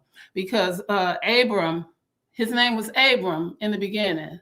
And later on, his name became Abraham. So in Acts 7, verse 2, and then it moves to 4, Abraham was to leave Ur, the birthplace of his father. It was a Chaldeans or something like that. And then he left and start moving forth to Canaan. And this is where scientists, even though they have a flat map on a global world, this is where it was. I'm gonna land my plane, but when we move the marker, we have to move the marker because that's the only way you can move forward. The word was set and Kemet, and so they were moving west, even though it was north and south. They were moving west. Okay. So east and west, north and south, these are 4 directions. Just like they said, when we practice 4 directions and we practice these things. So science is stuck on a dot and we're not, right? So you have to move the marker in order to move forward. So we're not stuck on one dot. We have to move. So to build a temple in one place, Africa is the whole continent. Excuse me, what they call Kemet, or what they call what we call it, Egypt, is only a place. Okay, so Egypt was a place, Canaan was a place, right? And so they moved up and down the Nile. The Egyptian Nile has a Nile, but it also has a river. So we messing this whole thing up. So this is why they confusing everything scientifically, right? Scientifically don't give you what your culture is. Your culture has practices, right? And your culture has all of the things that your parents taught you and all of these things. So this is where we get confused. So when we start to talk about this corporation and all these things, you find out that Lucifer was a name that they gave the Hebrew name. Again, so we have to get into when they pulling out these books, or we pulling out today's literacy for something that happened yesterday when all these languages were coming into fruition, we messing up everything. And you are moving a marker, but you had to, because in order to get from one place to another, that is the marker. So again, I appreciate y'all doing y'all thing. And if it wasn't for the House of Conscience, you wouldn't have had these things to come together at the table to have it. So it took the best of the best to have this seat at the table. Again, I thank you, sa.neter, and I'm going to come down so somebody else can come up. Thank you all so much. All right. Thank you, Sankina Rock. All right. Let me go to my man Humble in the building. Humble, what's up, Peace brother? and blessings, side. Peace and blessings. I got a couple things I want to touch on. The first thing I want to touch on is the cranium science that Sister Napah and Brother Ashe was going back and forth about, and Brother Rakufu got in there and started talking about some science as well. I just want to bring a attention to the fact that it's not about trusting science and not trusting science. It's about trusting the scholars who are performing the science and what their perspective is and how they're manipulating the science, right? And that's how we see, and that's how we can tell when people, researchers, do their due diligence within this craft that we, work in. But moving on, Brother Ashe, I want to give you your props, brother. You already know. You came through once again, dropped the bombs. Great information, brother. Great information. I love the way you tied it back from the Islam to the Christians to the Jews, and you even broke down how this was a thought even before they even got intertwined into all of this. And you really put on a hot seat for the people who really take this racial theory without even knowing it. That's the point right there. The fact that they're utilizing this racial theory and they're not even wise enough to go back and check, where do this come from? And I hope when people watch this, go back and watch this, it'll open a lot of people's eyes about the mistakes that they're making when they're bringing these just rhetorical arguments. Like, they got to stop this, man. And I say that. Thank you, sa.neter. I appreciate you, Brody. Appreciate that, brother. Ashe. Ashe, you want to respond? I just did. Yeah, I just appreciate it, man. It really ain't too much to it, brother. I just appreciate the recognition. That's definitely the point. That's the point as well. I'm glad that you recognize the point. Is that when you hear them, they be repeating that, and they be all the him, the African, and they be utilizing that racist theory, and they continue going on and on like that. That's where it's coming from. That ain't original to no brothers or sisters or no black conscious community or none of that. No, those are white man points. Those are white man points. All right, brother Gideon, you ready? Yeah, I'm ready, Sa. Shalom. What's up, OG? Hey, shalom. What's up, brother? It's all good, man. All praises to the Most High in the name of Yeshua HaMashiach. I'm gonna keep it a buck. I agree with like 99% of what the brother Shay presented. Shalom to you, shalom to Humble. There's definitely truth to that, that they use the scriptures to enslave us and put us in servitude. So I definitely agree with it. And yeah, most definitely. And one more thing, Sa, before I fall back. That's the danger of what I call speculative science, where we see that people use science to be racist. And that's where I come from on a science tip, as far as evolution, deep DNA conversations, all that speculative science. So whatever is trending at that time, that's going to be the consensus, and that's going to be what's laid down as law. But yeah, good presentation. I pretty much agree with what you presented. All right. Thank you, brother. Hey, King J, how much you seen, man? I saw pretty much all of it. I saw the presentation from the beginning. So. All right. Go ahead. Go in, brother. Oh, it's Sa. I definitely hit you up. So, hit me back I can set up a presentation with you. Okay. Gotcha. What's up? And I hate to be, and I'm not going to do it this time because I always seem to be the brother to get on the panel and you say have some content. No, man, if you wanna go in and you wanna critique some of the work, yeah, do your thing. It's all right. I don't really, but I do have a question because in regards to racism in the Bible. So we know how you come. Hey, King J, We know you always come in and but I'm not this time. I'm not. So if you don't critique his information, brother. so the question would be in a way that might have some, so in regards to the Bible and racism. So I would just ask how, if the Bible is racist, how was Martin Luther King able to use the same book to liberate us? That wouldn't really be a question. See, you got to. It is a question. I really do want the brother to ask another. I'm gonna address I'm gonna address this real quick, but I do want you to ask another question because that's not one of my talking points. That was Napah talking point. Yeah, I'm about to say I ain't trying to cut in, but he ain't say that, man. You tripping? Yeah, that was Napah talking point from a previous conversation. So that's why me and her built the way that we built. About the racism in the Bible? Right, in the Bible, yep. Okay. So I said this. I said the Bible don't present you with the race. It does not present you with race. Okay, for sure. I would agree with that. I would agree with that. There's no race in the Bible, but until when? Because you put a date on it to where you slowly introducing race into it. Yeah, race slips in around with dealing with not Aristotle. It's teetering around Aristotle, but it's gonna get solidified within Christianity, Catholicism. It's still being tampered with in Islam. Don't get me wrong. It's stated in Islam, but it's not coming directly from a religious point of view, even though that they're later on they're utilizing Greek philosophy. They're utilizing Greek philosophy in Islam, but then applying it to the doctrine itself.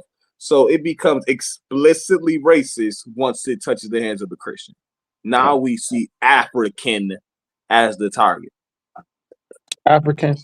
Well, so that word, in that point in period of time, if you look at the map of Herodotus, 540 BC, the word was Libya, right? So there was no African. It was Libya. So that portion of Africa that we're calling now was Libya, right? So we could actually pull up the Herodotus 540 map. So that word African, when you use that word African, it's like a lot of times you weaponize it because it's not synonymous with a race.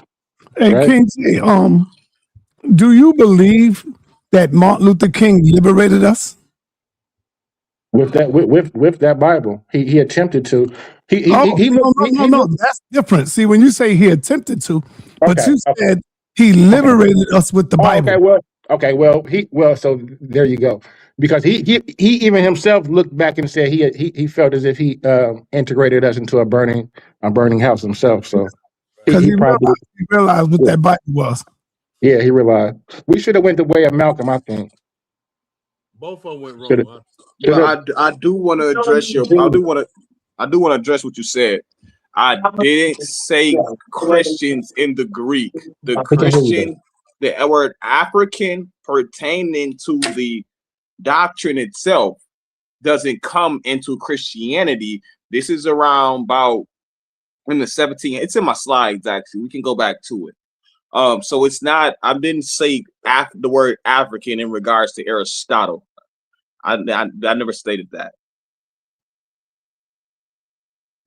I wanted to ask you really quickly, You gotta watch it and I won't be long because as I think Napah, before you go, can I just get my statement in with both No, of y'all? no, brother. No, you gotta wait. You gotta wait. You got to wait, brother.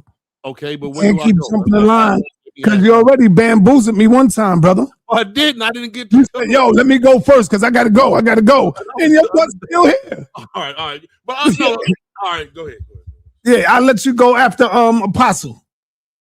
Because we got to go around. I'm going to let you go right after Apostle. Go ahead, Napah. Okay, thank you, sa.neter. This will be quick. I just wanted to ask him a question, Ashe.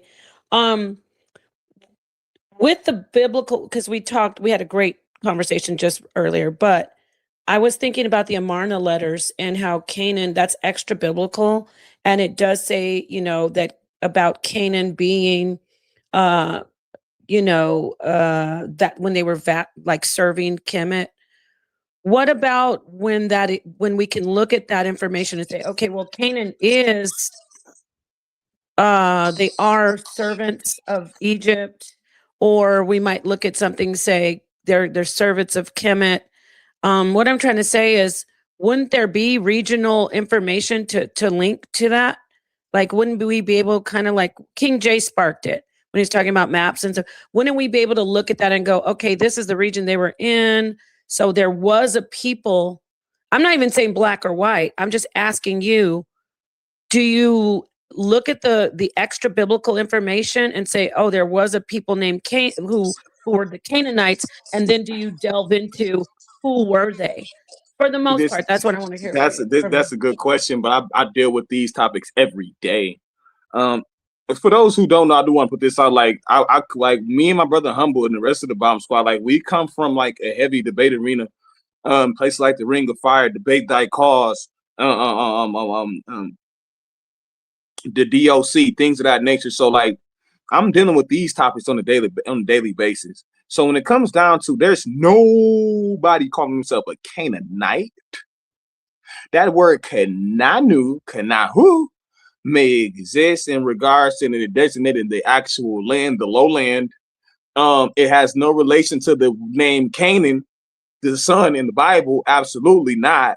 What I'm forced to then assume, though, is that the biblical writers had knowledge of these land masses and then misappropriated them to actual people. So now we see like Mizraim.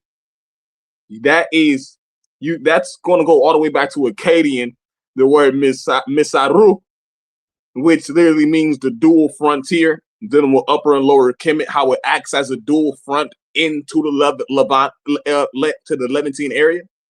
So that's that term Misaru.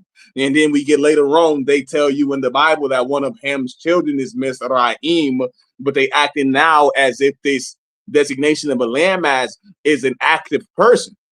So I know that the Bible, the biblical narrative that's formulated, does not give you the chance to formulate a race of people. When I'm trying to attach history to the biblical narrative, I'm going to always find myself in trouble, in contradictory stances, and in anachronistic standpoints as well. So I know better than to try to actually attach the Amarna letters to the biblical narrative in a serious matter. Can we compare and contrast? Yes, we can. But we all know that the biblical Canaan is designating a person, not a land. Then they give it to a land and say that this man took a land. And it's just like, it's a story that's being misappropriated. That's all. Like, that land Canaan don't truly got nothing to do with no man named Canaan. It's not named after him. We know that. We know that there ain't even no land called Ham. There's a couple Kemetic inscriptions about the land of Punt. I forgot the Nasu's name, but he describes riding with his wife on a road on a boat going through the rivers of Punt, but they would designate Ethiopia at that time. But there's no implication, there's no indication, primary source that's saying that these land masses are named after these people. I land there.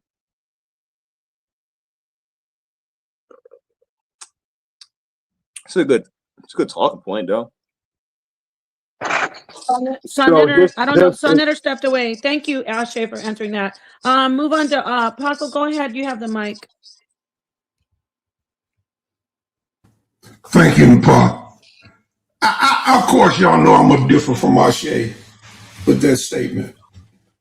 And there is no landmass called Ham, but there's no landmass called Shem, and there's no landmass called Japheth. The counterparts of Ham, Shem, and Japheth. There's no land masses named after those particular patriarchs. But the names come following, the names basically come following those particular patriarchs because 70 families came out of those 3 patriarchs. And those 70 families, after the Tower of Babel, is when the land is being divided, or the word Pele in Hebrew means to disperse or divide. Pele, of course, you would say, never existed. It doesn't matter because everything fits. I can take the first 10 names from Adam to Noah and show that whoever wrote that back at 1000 BC had to have the knowledge of a computer. Had to have the knowledge of a computer, because when you take those 10 names from Adam to Noah, it reveals. I can show you better than I can tell you. So let me share my screen.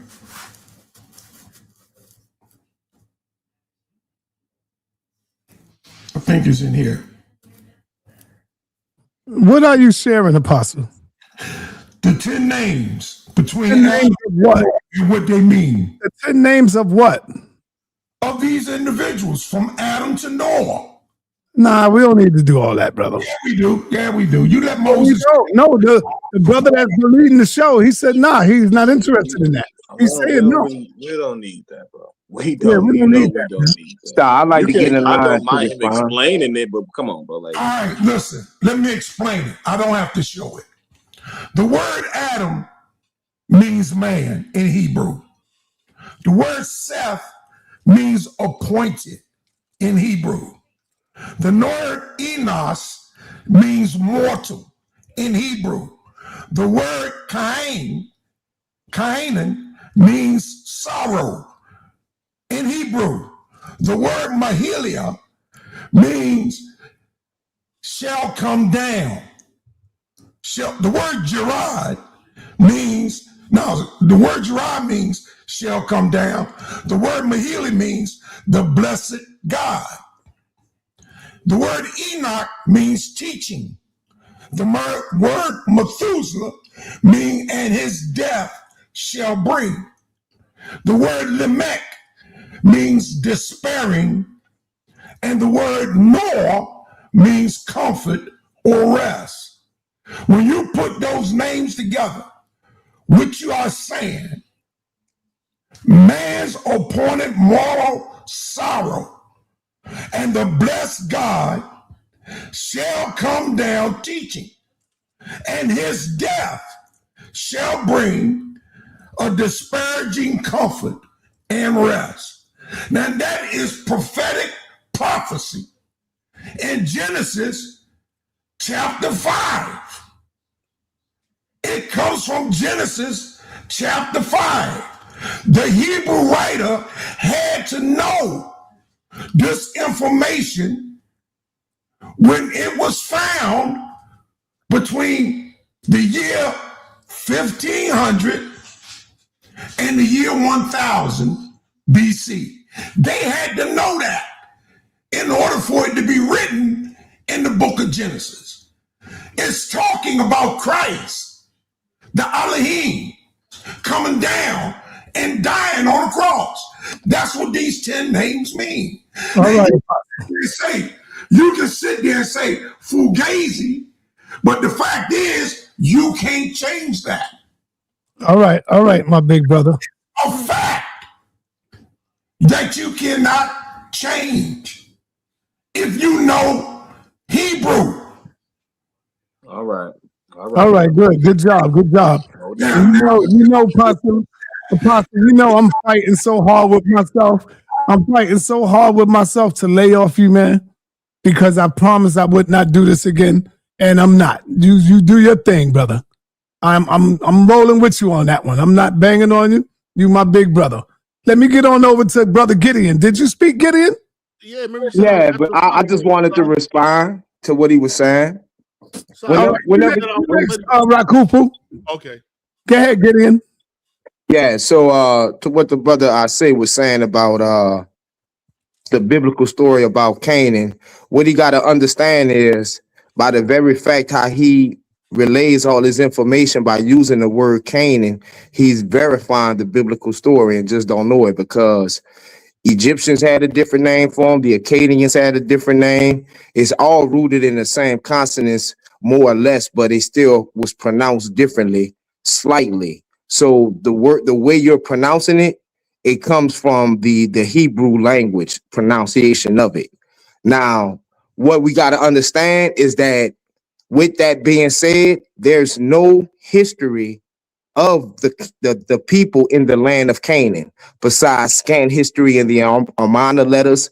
And that what Apostle was saying, what I think he was saying, it all is congruent with the biblical story, because it shows the period of unrest in the Amarna letters in the Levant. So you just can't say it's made up without saying some type of evidence to prove contrary. That is the story of the Canaan people through the scriptures. And unless you have something else saying it and you can prove that to be true, then you could do that. But you can't make it like it's make-believe, because it's very much rooted in history and it hasn't been debunked. So that's all I basically wanted to say. Yeah, okay, yeah, it's definitely, that was crazy as hell. Let me say this. When it comes down to what's happening in the, I guess, quote unquote, Iron Age is going on then, right? That's when y'all start recording and to get a little accurate, and we can tie it to the Amarna letters, and we see Hezekiah and all of these guys. So y'all talk about then, yeah, this is when y'all get to trying to actually put a history in the text. But when we're talking about Canaan in his original setting and what the sons of Ankh that's supposed to live there and all that crazy ass mess, y'all ain't got no, where they at? Where is that at? Huh? Where the giants that dwelled in Canaan? Where that's at? Niggas want to talk about our monoletters because it's convenient, but stand on the text, stand on the whole text. You jumping all over the place. You be quiet now. I've listened to you talk. We ain't doing that. Now, you talking about, oh, you can't support this, you can't support that. If you can't support the rest, where your boy at? Where Joshua and them at? And what they did in Canaan, and all these other stories about where the two men went through Canaan, they slaved the whole nation, just these two guys. Where's those records at? Like, dudes want to talk about stuff that we all know, like, okay, yeah, at this point, who's ever, and we all know that the biblical writers are anonymous and they exist at different points in history. Y'all come together and y'all let the white man canonize y'all book and tell y'all what's valid and what's not. So that's the way that you even get the little narrative that you got, and they place it how they place it. So you do got a little couple hints of actual historical, I guess, documentation that's added into the biblical narrative. But if we want to deal with the original format itself, because Hezekiah wasn't reading no goddamn Bible with his name in it, was he? Right? That wouldn't make no damn sense, was it? So he couldn't have been in the original story. He's an add-on. He's an addition. So we know that when this stuff comes on later versus what was going on earlier in the text, all your early patriarchs are imaginary characters, and you know that. Ham, Shem, Japheth, Canaan, whom all them dudes is named. I don't know that. I don't know that. Prove it. You can't prove them. My brother Humble. Let me say this real quick. I'll pass the mic. My brother Humble said something so profound earlier. He said, bro, niggas finding dinosaurs, bro. And if you just you finished school, 5th grade, 6th grade, 7th grade, 8th grade, then you understand the way that the rock is layered and the way that the earth is layered out and all of this, right? So if they finding dinosaurs through all of these layers of earth, quiet. If they finding dinosaurs through all these layers of earth, the brother Humble said something profound earlier. He said that mean that they would have had to dig past Abraham and all of these descendants to even get to the dinosaurs. So how did they miss them? How they miss your patriarchs? How they miss your guys? Where are they finding dinosaurs at? All over the planet. It's made up. What's wrong with this man? That shit is made up. No, you're triggered. Shh, be quiet. You're made up. They haven't found one whole dinosaur. They haven't found a piece of Abraham. And they ain't found the fingernail of Abraham yet. No, they haven't found. Not that. Not. All right, then. No, they haven't. But absence of evidence doesn't mean lack of evidence. Man, get out of here with that Euro talking point, man. Lack of evidence mean it ain't there. You say it's a monster under the bed. My mama looked under my bed and ain't no monster under there. That does not mean that there could potentially be a monster under the bed. Stop living with this pseudo-wisdom fantasy thought process. Stop doing it. It don't work here. It's been working here before you got here. Clearly, and that's where the buck ends. So, Apostle, you don't believe in the dinosaurs, brother? Not that 63 billion year old dinosaur thing they talking about. They got dinosaur bones. They got dinosaur prints with human prints mixed together. They walked the earth. They died in the flood. Oh, so you believe in the dinosaurs?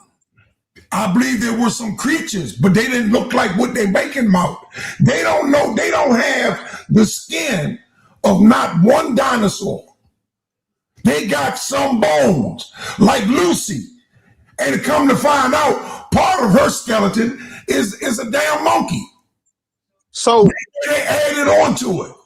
So if you go to the Metropolitan Museum, one of the first things you will see is that big dinosaur up in there, bro. That's plastic, mold, model. That's half of that thing is put together. It's made. Half of that thing is made. What are you talking about? Yeah, they had to make the rest of the bones go in there. It's assumption of what it looked like. Sa, can I respond, or you gonna go around? No, just real quick. So you're saying that. Hold up, go ahead, Rakufu. All right, so I just no, but I would go ahead. Yeah, because it's not your goal, Apostle. I'm gonna come back. I say. Okay, and Napah, this was to both of y'all a few rounds back. I had an epiphany when you both were saying, is Napah still here? She's still there, Napah? Okay, well, this was when she was saying. I'm sorry. I was muted. Yes, I'm here, Rakufu.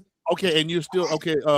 Ashe, this is to you too, because she was saying, isn't it strange how Israel's trying to push the superior narrative on earth to everybody?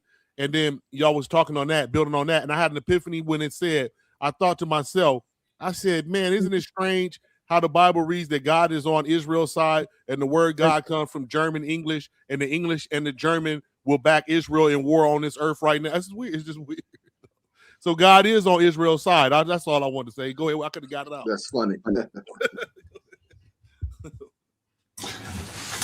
Actually, the word God goes back to the Norse. Yes, Norse is Germanic. Ancient, yeah. Hold on, brother. Norse is Germanic, bro. You got to understand, like, it's a whole history there. All right, King J, go ahead. You had your hand up. I did, for sure. So the brothers talked enough so I can have some contention. So it kind of seems almost as if Ashe is saying that the we got the names, geography names from the Bible. The names already existed before the Bible, Ashe. I'm not saying that in no way, shape, or form. I don't know what the hell you want. Well, when you mentioned Canaan, and the brother was saying, let you know that the word already existed in other languages. I said Kanahu. Kanani, you cutting me, brother. You cutting me. King J, you chopping up. Your mic is chopping up. Your mic. Okay, follow me now. But yeah, so. Yeah, it's still cutting up. You can't hear me? Now go out and come back in, because I want to hear you. The mic chopping up. We can hear you. The mic is chopping up. Go back out and come back in. Every time you talk, it's popping. It's popping. And I honestly, I already know what you're finna say. You're finna put your foot in your mouth. I never said that we were at the biblical names from the Bible. No, I literally said whoever wrote the Bible Like you guys go look so bad. Like this is the bomb squad disclaimer. You guys look bad on the playbacks because I literally said that whoever wrote the Bible must have had a certain knowledge of these geographical land masses and then misappropriated the names of the land masses and made them people in the text. Of course, that happens later. Duh. We had words like Kanahu that appeared. Kanahu. Apostle said the Bible wasn't written. I said the Bible is a collection of books that were written. The Bible wasn't written. What are you talking about?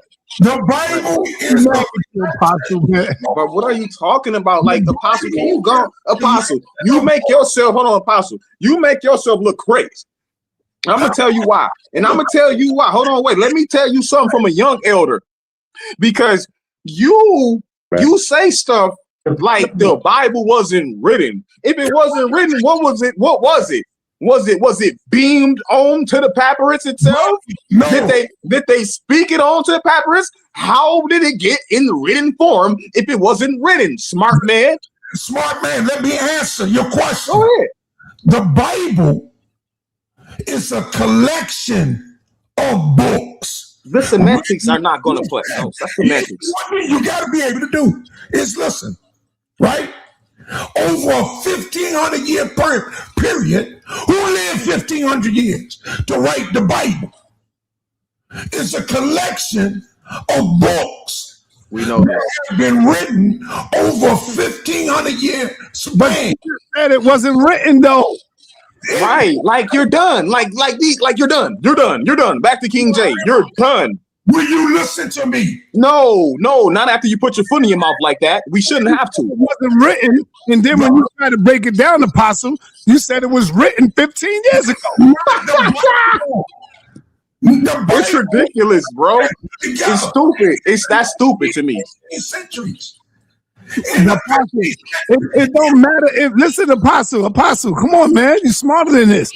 It don't matter if it was put together. It was still written, man. What are you talking about?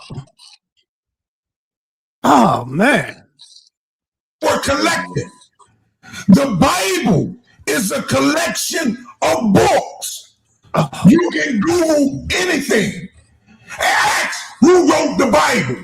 Apostle, we all know that the Bible is a collection of books. And we all know that the collection of books was still written, man. What are you talking about? Just because it's a collection of books, you think that it wasn't written? Right. Was it? The books, the individual books were written, not the Bible. Bro. So when you say the Bible was written, you're saying playing semantics. You playing semantics, and that's lowering the conscious level of the panel at the moment. I'm getting the history right. I'm telling you the truth. But if you want to believe the ignorancy, then go ahead and believe them. In seminaries, they don't teach the Bible is a book that was written. Right, because they lie just like all the other Israelites and all that lie about stuff. Degree in teaching the Bible. Hold on, wait. Like it's like he operates with a half of an ear. Like only because I already said it. You don't know. I gave you a problem. Hold on, Apostle. I just want to ask you a question. Before the Gutenberg press, how was the manuscripts contained? You're just ignorant. You got a block in your head when it comes to the Bible. Hey, Apostle, Humble is asking you a question, Apostle. Go ahead, Humble. Before the Gutenberg press, how was the scriptures contained? Each church contained their own handwritten version of the collection of books. Thank you. Now you're collection of books. Now he's and now you're done. They're saying the same thing. There is no original author of the Bible. Hold on, wait, Apostle. Y'all gotta stop doing this, bro. Y'all can't keep on disrespecting my brother side doing this, bro. At this point, I'm saying y'all disrespecting me and side and everybody else who viewing, because I literally already said, bro, we all know that the biblical writers are anonymous. Didn't I say that? Didn't I say that like literally about 15 minutes ago? So what you say that for, bro? Stop doing that. Stop. I did say that. Foolish. Bet me a honey. He did. Hey, hold on, y'all. Hold on. To my man Moses 777. Shout out to Moses. That's my bro right there. But man, you got to stop this foolishness, Moses. Moses said Ham and Canaan are English words. We know that. They don't mean what preachers taught you. We know that. But guess what, Moses? The Bible is English words that you are reading today. Right. Biblios. You are reading the Bible in English. So you got to go by the English definition right now. If you was reading it in Hebrew, then you'll go by the Hebrew definition. But you're reading it in English. If you see a word in the Bible that say hate, we go to the dictionary. Let's see what hate means. You don't go there and say, well, let's see what it means in Hebrew, because it's not written in Hebrew. It's written in English. And that's the thing that y'all always do that messes up the Bible. It's not a Hebrew book. It's an English book. If you want a Hebrew, go out and buy you a Hebrew book. Simple as that. You ain't got to buy it. You can download it. You can't even read Hebrew, brother. So I don't even know why you're doing this, man. And I just want to piggyback and say that, Si. That's the main issue I have with the Hebrew Israelites, is the fact that when they teach their doctrine, they don't even have enough dignity to teach their own doctrine. They don't have enough dignity to actually teach and speak and write Hebrew. They bring you English and then try to retranslate it. That's not for everybody. Like, that's disingenuous. But that's not for everybody. You're being disingenuous. I'm a Hebrew Israelite and you don't teach the line. Don't you see? And this is why I want to bring up, and this is why I give so much praises to the elders, right? Because when we talk to Brother Jabari, we hear him say certain words in Metal Netra. When we hear Infudiji, when we used to hear Baba Hiru, when we hear Brother Professor James Smalls talk, they say things in certain languages so we can get the clearest definition. I do it every day. And then say, oh, well, this is just what it is. So where are y'all scholars that do that? What are you talking about? Man, you said the Hebrew is Abba da ka da. We ain't with you, man. You through. You barbecue. You barbecue. Abaya. I done showed the Old Testament Bible written in it. You don't have to be with me. I done showed the ancient Hebrew. Hey, Apostle, you don't have to scream, brother. Calm down. That way your blood pressure won't rise. Just talk. Apostle, hold on for a minute. I'm telling you. You don't need to scream. Go ahead. You got the mic, Apostle. Just calm down, brother. It seems like you got to scream. Let me know when I can get the mic, sir. You show and prove these guys. I speak Hebrew every day. I give Hebrew words out. I just gave out Hebrew words from Noah, from Adam to Noah. I do it every day. Sa.neter asked me to show a book written in Paleo Hebrew. Not only did I show him a book, I showed him the whole Old Testament written in Paleo Hebrew. Now you're going to sit there and tell me I did a demonstration of how you translate the English from English back to Hebrew. I've done that live. So what are you talking about? No, what you do after I answer that question, you move the goalposts again. You create this stuff while we're talking. When I disprove it, cut your head off, then the question changes form and go to something else. The bottom line is, I done that. The fact is, whether it's playing with words or not, I've shown and demonstrated over and over, the Bible is not written. It's a copy and paste. Just like your presentation today. Do you really understand what you're saying, man? I don't even think you understand what you're saying, bro. I understand what I'm saying, Shy, but since you don't think I do, explain me. Hey, brother, Gideon. What's going on, sir? Do you agree with Apostle that the Bible was not written? It was a collection of books. That's what it is. What he's saying is, and that's what I want to respond to, because what I'm hearing is basically a lot of emotional accusations. Right. And what I mean by that is stuff that they just say in their emotions. Because when I say had weeks to plan a presentation against the Bible, he presented basically he basically projected himself, ignorant people who are reading the Bible, because that's what he is when it comes to reading the Bible, him and Humble. And I mean with that, all respect, when I say ignorant, meaning you don't know. Now, when it comes to what Humble just said, let me show you the emotion behind it, because who are you? Are you an Englishman? Are you an English scholar? So if that's the case, nobody who does not know sa.neter, I said, well, he might well change his name to Dave Chappelle Jr. because he don't know sa.neter. You yourself, even Jabari, who you just spoke on, he don't know sa.neter fully. So that's how your argument falls flat, my brother. So that's all I want to say, and I get it back. Put me back in queue, sir. Right.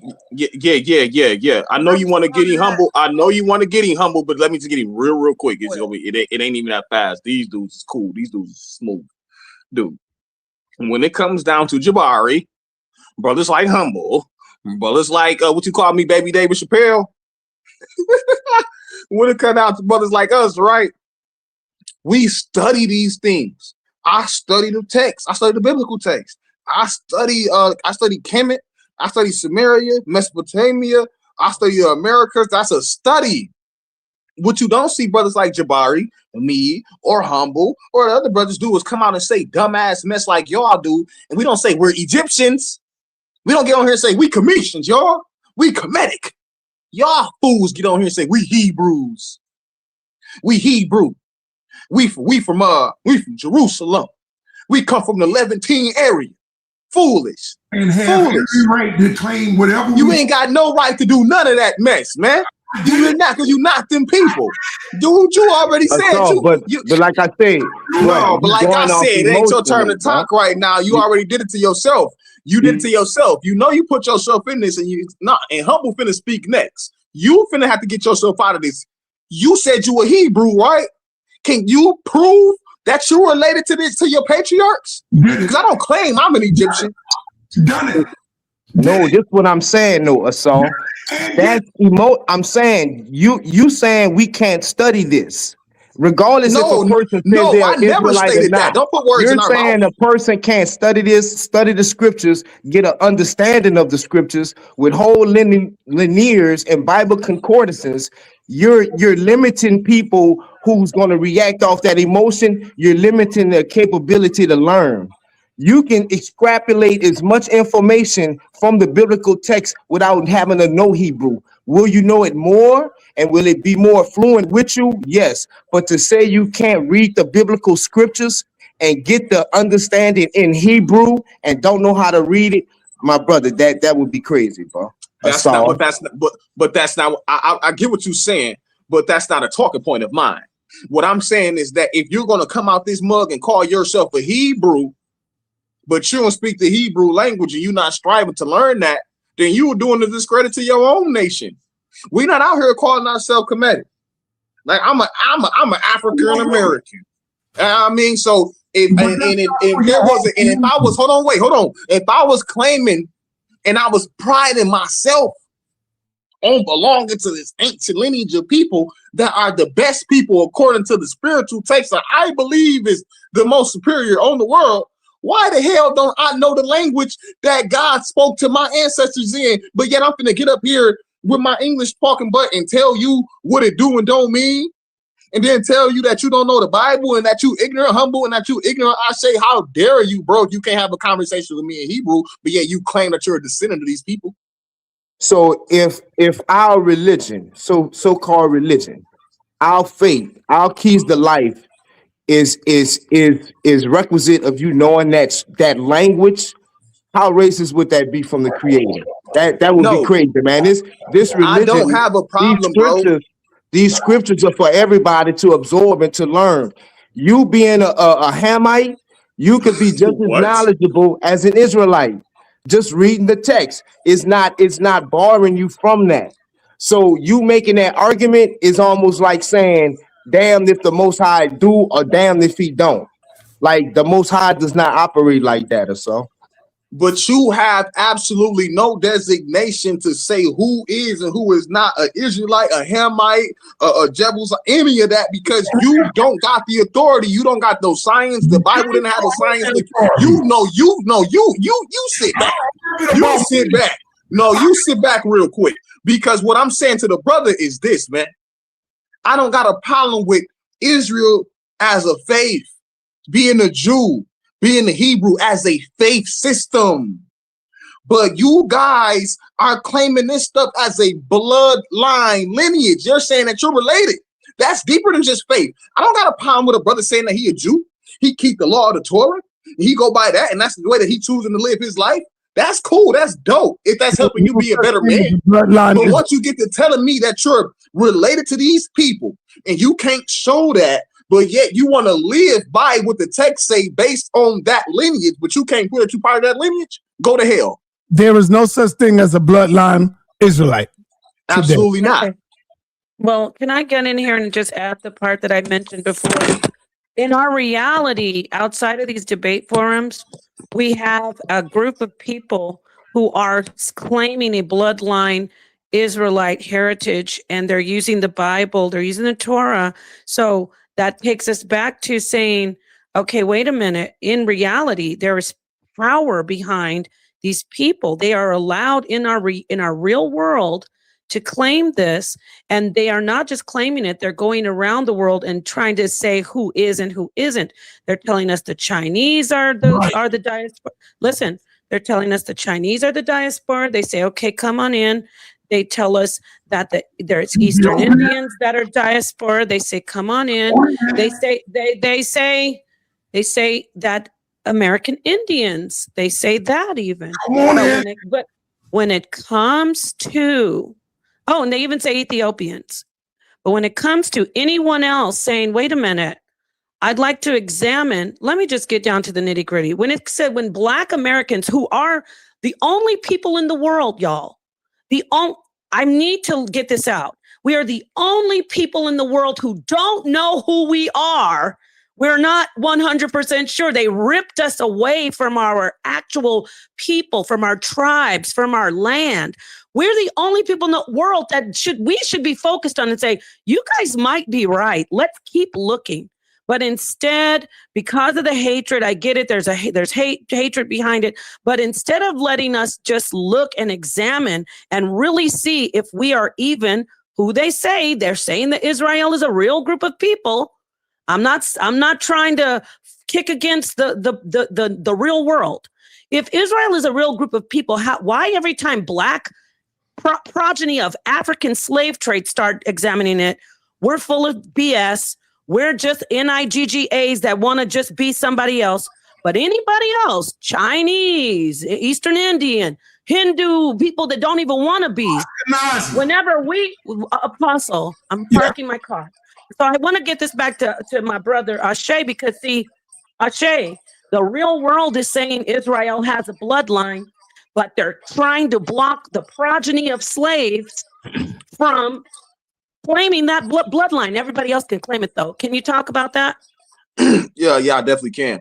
When it comes down to them, it's not just Ethiopians. They're going. These missionaries are telling the Igbo people this stuff. Matter of fact, I was watching a debate between Igbo Christians and like the people who belong to like the natural to the Yoruba, I believe. No, it was the Yoruba, not Igbo, it was the Yoruba. And they believe that they are descendants of Gad, something like that. And this is what they've been told by missionaries for a very, very long time. And then they implement that into their indigenous spirituality, which is crazy to me. And then they was going against the Christians. But I was just hearing these brothers, these Yoruba brothers, saying that they were descendants of coming from the tribe of God. You know what I mean? Because they were saying God because they use that, they're coming from the throat. They're not saying God the way that we do because we have the English accent. But that don't mean that these people who they even ain't misappropriating the Asians, that's all just a misappropriation. It's still pseudo. It's still made up. We still don't got no way of tracking Israel, Abraham, none of their bloodline whatsoever. So no matter who they're attaching it to, they're only using that so they can push political, so they can mix spirituality with politics. That's the fact of the matter. I want something that you got. I'm finna come tell you that, yeah, you know, I got this book. You somebody in this book, you real important in this book, and I'm important in this book too. And me and you, we related, and you should allow me to come onto your land, and you should do trade with me. And eventually, what happens is that usually these people, these religious leaders, these Jews who come in with the text, they end up basically exploiting the people who they pushing the word on. That happens all the time. So we all know that that's a political thing. It's not real. Happen all the time. Hold on. You know, powerful men like quote unquote Jesus, who is the most powerful man in the world, Moses, who all have spoke with God. If Jesus didn't exist, if Moses didn't exist, if Ham, Shem, and Japheth didn't exist, if Yahweh didn't exist, because that's a made-up name. Y'all just made up that name. When I say y'all, I'm not even talking about you, Apostle. I'm talking about people that was here way before you. You wasn't even born yet. They made up these names. So if they don't exist, guess what? There's no such thing as a goddamn bloodline Israelite, brother. All of that is mythological. All of that is a damn story. And the minute y'all wake up, the minute y'all will learn something. It's a story. This is why you can't find a Jesus nowhere. You can't find the Mary. Hell, you can't even find none of the people at the Last Supper. Show me one of them. Prove that. Prove that there was a Last Supper. You can't. Hold on. We show you and prove you. You still ain't. You can't prove it because it's not real, brother. But guess what? You can prove that the ancient Egyptians existed. You can prove that the Kemetic people existed. Because you can see the writing on the wall. You can go in there and see the mummies, the mummified. That's why they over there digging up things right now today. And looking for more. Because they know that exists. They not over there in Jerusalem trying to look for no goddamn Moses. They not over there trying to look for Jesus. Because they know that don't exist, brother. They know that. Okay. sa.neter, I want to get the mic. Hold on a second, sa.neter. But what I'm saying is the conversation, it's okay if we want to sit in this microcosm and say it doesn't exist. But when we turn off the internet, or actually the internet is all, YouTube is being run and policed by people who say that Israel exists. You cannot get up and talk about, we have to say small hats and code words. You can't even say anything like that. You can't go into a Hasidic community and put up you will not be able to put up a soapbox and get on the mic like our brothers do with the Israelite stuff and talk about they don't exist. You will be taken down. So what my point is, yeah, you say it doesn't exist, but when the internet goes off, years straight. I did that for 20 years in the street on the bullhorn. But you cannot. We already know that you can't go and say Israel doesn't exist on a high level. They'll call you. Well, okay, good for you, sa.neter. You're moving. You're not getting my point. In the world, sa.neter, in the world today, the presidents go and kiss the ring and kiss the wall in Israel. All the world leaders. So Israel does exist, even though you might think it's a lie. My point is, it is a world I didn't power. say Israel didn't exist. I said there's no such thing as a bloodline. I'm talking about the people. Okay, I know. I'm trying to get this out. I didn't interrupt you. There is according to the world, they say that there is an Israelite bloodline and they have power through Zionism. So there is a bloodline according to whether we think it's a lie or not. So I want to get back to that. We can beat up each other because that's what we're good at as Black people, telling each other that we can mock each other and say, you want to be an Indian. I've laughed. You want to be an Israelite. Ha ha. But that's because we're grappling with who we are. Yeah, you can do a DNA test, but you won't be able to go back to your actual family that was in Africa before the slave trade. My point is, Israel does exist. They say they have a bloodline. They use DNA to go around trying to police everyone and say who is the Israelite. Because like the brother said, he's onto something. And we all know Abrahamic faith rules the world. So we know that Israel does exist. We know there's a bloodline. We won't tell these white people that they're dumb and that they're silly. I'm parking my car. I'm not talking about you, King. sa.neter, I'm not talking about you as a revolutionary. They were silly. I called them demons and devils. And honey, I'm not talking about you as a revolutionary, and I'm gonna have you hand you the mic. We know what you did, that your boots on the ground. I'm saying generally, people are like, look at what they did to the basketball player, Kyrie. Look what they do to people when they go against. That's my point. You know why they could do it to Kyrie? Because he's funded by them. And I know exactly. So my point is, so my point is that I'd like you to stay on us because they're giving us millions of dollars. They can only control people like Michael Jackson, Kyrie, the basketball players. They can only control millionaires. And why? And they do it by saying we are the bloodline Jews of the Bible. So I'm getting a point out. We're agreeing in a way, but you're not getting what I'm saying. We're saying to each other, oh, it doesn't exist. But then we need to address the fact that the world says it exists and they are saying that they're a bloodline and they've got power. So for me as an Israelite, I know and for the brothers that I've seen in One West, they want to take some of their power back just as human beings, as men, knowing what happened to us with the slave trade, as a progeny. So I get that angle. I get the angle even with what you were a part of, sa.neter, the Panthers. So back to what I said, can we discuss how we're saying it's not a bloodline, but the entire world is saying it is a bloodline? That's all I'm trying to point out. Thank you. Thank you for listening. The masses, Nepal, the masses are asses. So we don't follow the masses. I don't care what the entire world is saying. Why you think we got our own school of thought? Why you think we think for ourselves and study? Why you think we got brothers like Ashe, Humble, Jabari? They not saying what the white man is saying because we know the asses are the masses. We're not following them. Please stop highlighting stuff, please. No, I need to show you that this person is. What nobody say. If they not putting on it, don't highlight the damn thing. Okay, got it. I'm sorry that I did highlight it. Okay, but we're not trying to steal their bloodline. He's saying we're stealing their bloodline. My pocket. I ain't trying to do all that crazy stuff that they be doing. They want everything. sa.neter, I want to ask you, are we trying to steal somebody's identity if you say it doesn't exist? No. I'm answering. Thank you. Okay. Can I hop in here really fast? So that's the thing. I think a lot of people get misconstrued, right? Myself, I never say the Israelite people do not exist.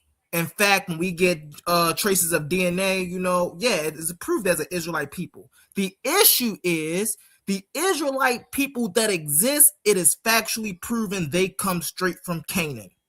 They're not African Americans. They not West African. They not Indian. They not Mexican. They not Puerto Rican. They not Haitian. It goes straight back to Canaan. And so when we follow that and we follow the history, what do we see? We see these were people who came out of a larger region of people. What was the Israelites' practice before they became monotheistic? They was polytheistic.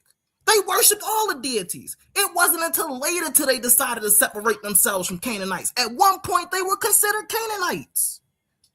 So now how do we take this identity and try to put it on people that look like us.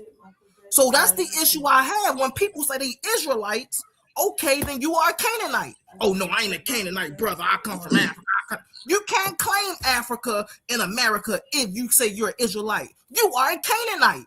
And so by product, when we say you are a Canaanite, you have to come with what being a Canaanite. You are polytheistic, right? You steal other people, you steal other people's culture. This is what they did. So that would be my pushback for Sister Napah. I'm gonna land my plan right there. Thank y'all for allowing me to speak. But let me say this. Can I add on to the bill? Real quick. Humble, No. you're pushing back. Hold on. I'm just Hold talking. on. I have one statement to say to my brother Humble. Humble, you're pushing against sa.neter because I agree with you that there is a bloodline in Israel and other places, but sa.neter says there's absolutely no bloodline. Watch how I prove it's not. Show me one. See, so there you go, Humble. That's who you're arguing with, not me. Show me one nigga Israelite that's a bloodline directed all the way back to the Israelites. Name one. And that's what I was going to say, son. That's what I was going to ask the brother Humble. Hold on, y'all. Hold on. Name one. Can you just find one with all these millions of people here? Name one nigga Israelite that have a bloodline that go all the way back to Israel. Just give me one. No, Humble, go ahead and say what you said again. He didn't say that. Right. He said there is go ahead, say what you said, Humble. That's what I'm saying. What are you saying? Wait, you're not saying what he's saying, honey? I never said he's saying there's a real bloodline. So what I'm saying is the Israelite people come from Canaan. They don't come from no man by the name of Abraham. They don't come from no Eber. They don't come from no Isaac, no Jacob, no none of that. They come from Canaan. Why do you think Apostle do me a favor though, brother? Stop calling them Israel. Like you do whatever the hell you want, but don't call them Israelites because that's going to designate belonging to a particular lineage. They're just Israelis. They're just Israelis. That makes sense. No, you were right, Humble. They're Israelites according to they changed they said, listen, we don't, because I know they're Canaanites and I know what I believe in and what I claim spiritually, but I also read the history, and shout out to our sister Naphtali. The Canaanites, the Israelites just decided we want to be this type of people. We want to separate ourselves from everyone else. We want to have our own identity. We want to have our own heritage. And they called themselves Israelites, and they traced themselves that way through their history that they started to, cling to. And I don't know if anyone disagrees with that. I do. I don't disagree. I just wanted to put a little pushback in the part and say that I asked ChatGPT, is Israelite in Hebrews Canaanites? And it says yes, with important nods. Ancient Israelite Hebrews are largely Canaanites, not outsiders who replaced them, but a subgroup that emerged from within Canaanite society. Yes, thank you. Can I add something to the build that I think is very important, that I think is being missed? And I think we all did that, by the way. Even ancient, yes, Seven, but we all did that. They're just the youngest ones who did it. You know what I'm saying? They named, this is who we are, and this is because we're, so anyway. Whenever we ready to stop hearing the echo, Napah, I'd like to say something. Oh, okay. Yeah. You're hilarious. Go ahead, Gideon. Go ahead, Seven, and then Gideon, you come in after him. I just wanted to say that both you and sa.neter said something powerful, but the main point was missed. And I think brothers were saying it, but it just kept being talked around. Belief is powerful. My sister Napah, belief is powerful. People conquer with belief, right? True. And we can use belief to justify anything if you have the power, like you said. There is a bloodline of what people call themselves as Israelis. You're right.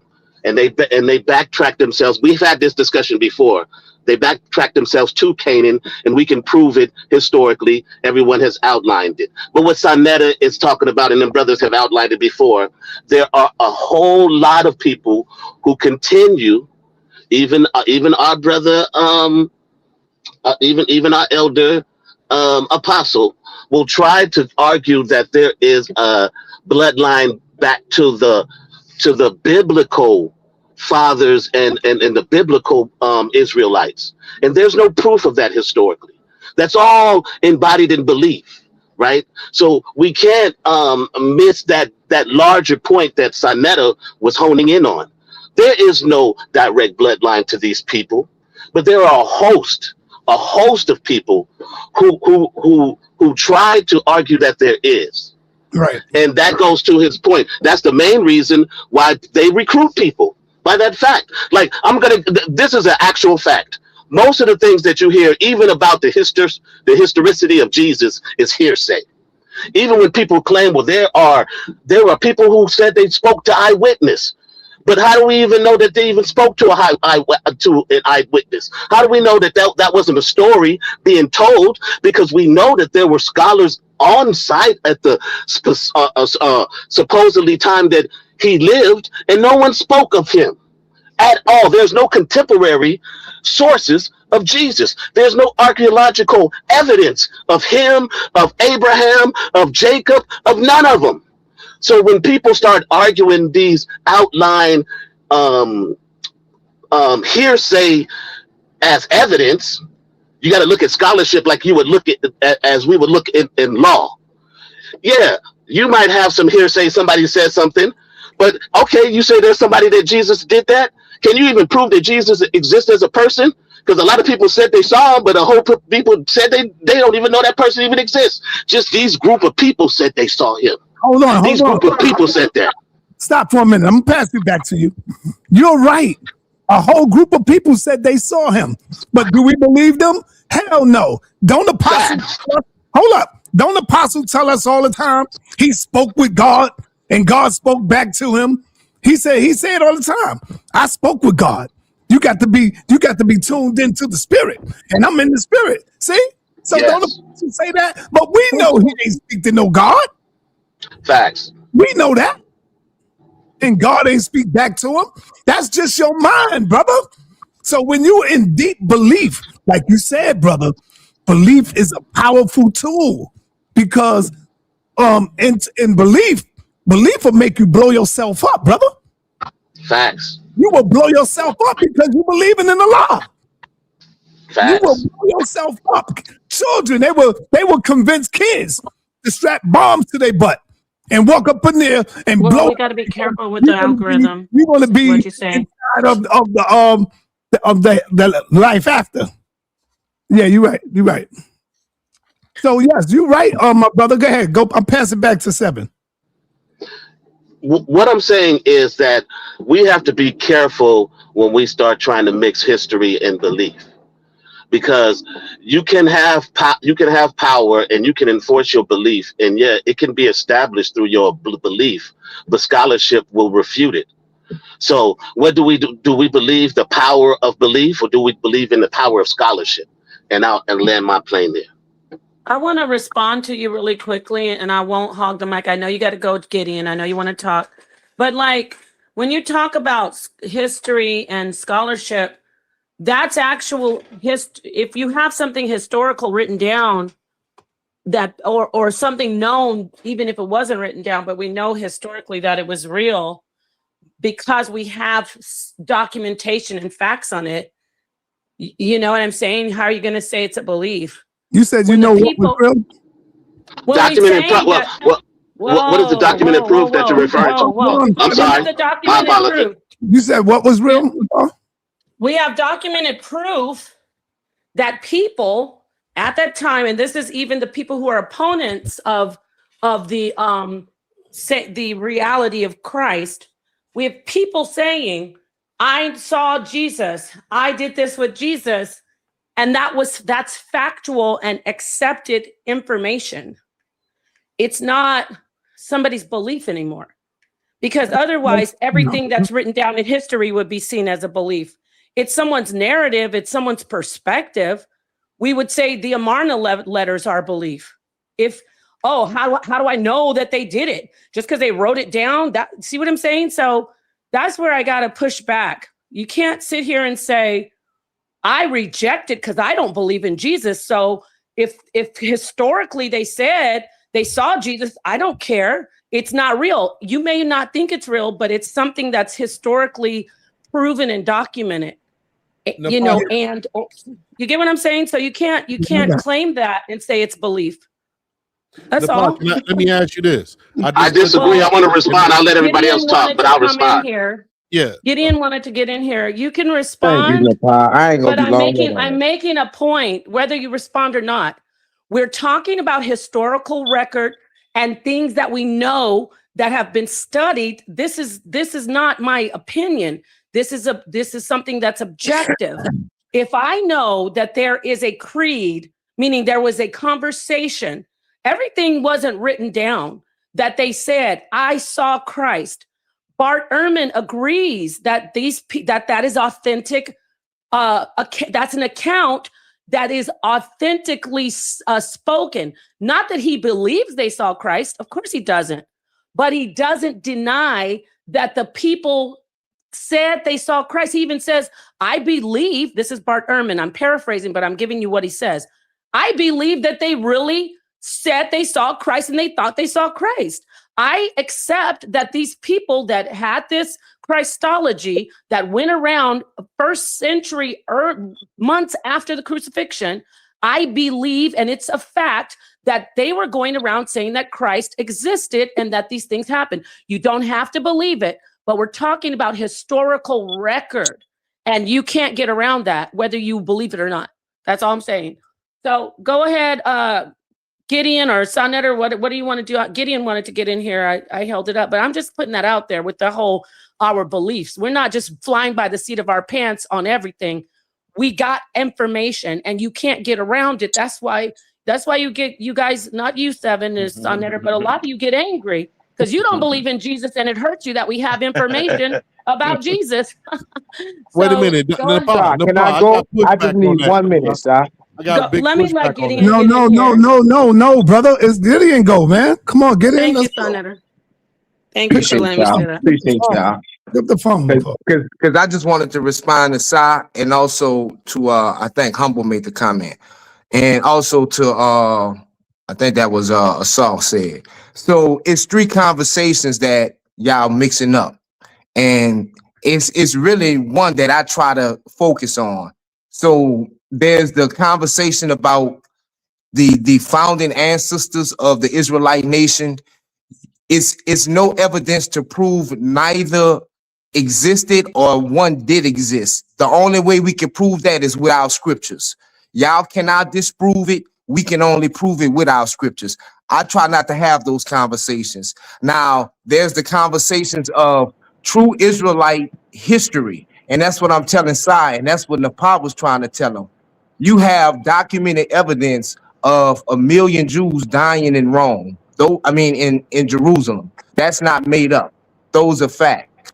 You have 500,000 dying in Libya in the 2nd century. Those are facts. So we know those people existed. So to say that those people do not exist and it's made up, that's not displaying you being truthful to the information. So when Wssr was talking about Jesus existed and all, that's not even a conversation. You're trying to get into a spiritual matter when we're trying to prove the existence of a whole nation of people. And that's what a lot of y'all do a lot of times, trying to mix the conversation up and mix it up.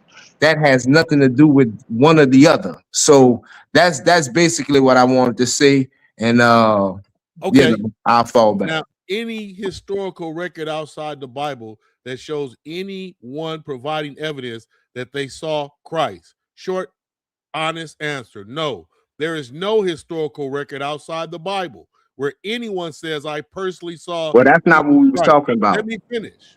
Or you diverted to a whole other eyewitness testimony of him.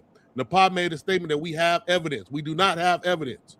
What historians look for: an eyewitness source would be someone who lived during Jesus' lifetime, personally encountered him, wrote it down themselves. It's preserved independently of Christian scripture. In bold letters, none exists. What? So there, go ahead. Oh, y'all don't think he's a historical figure?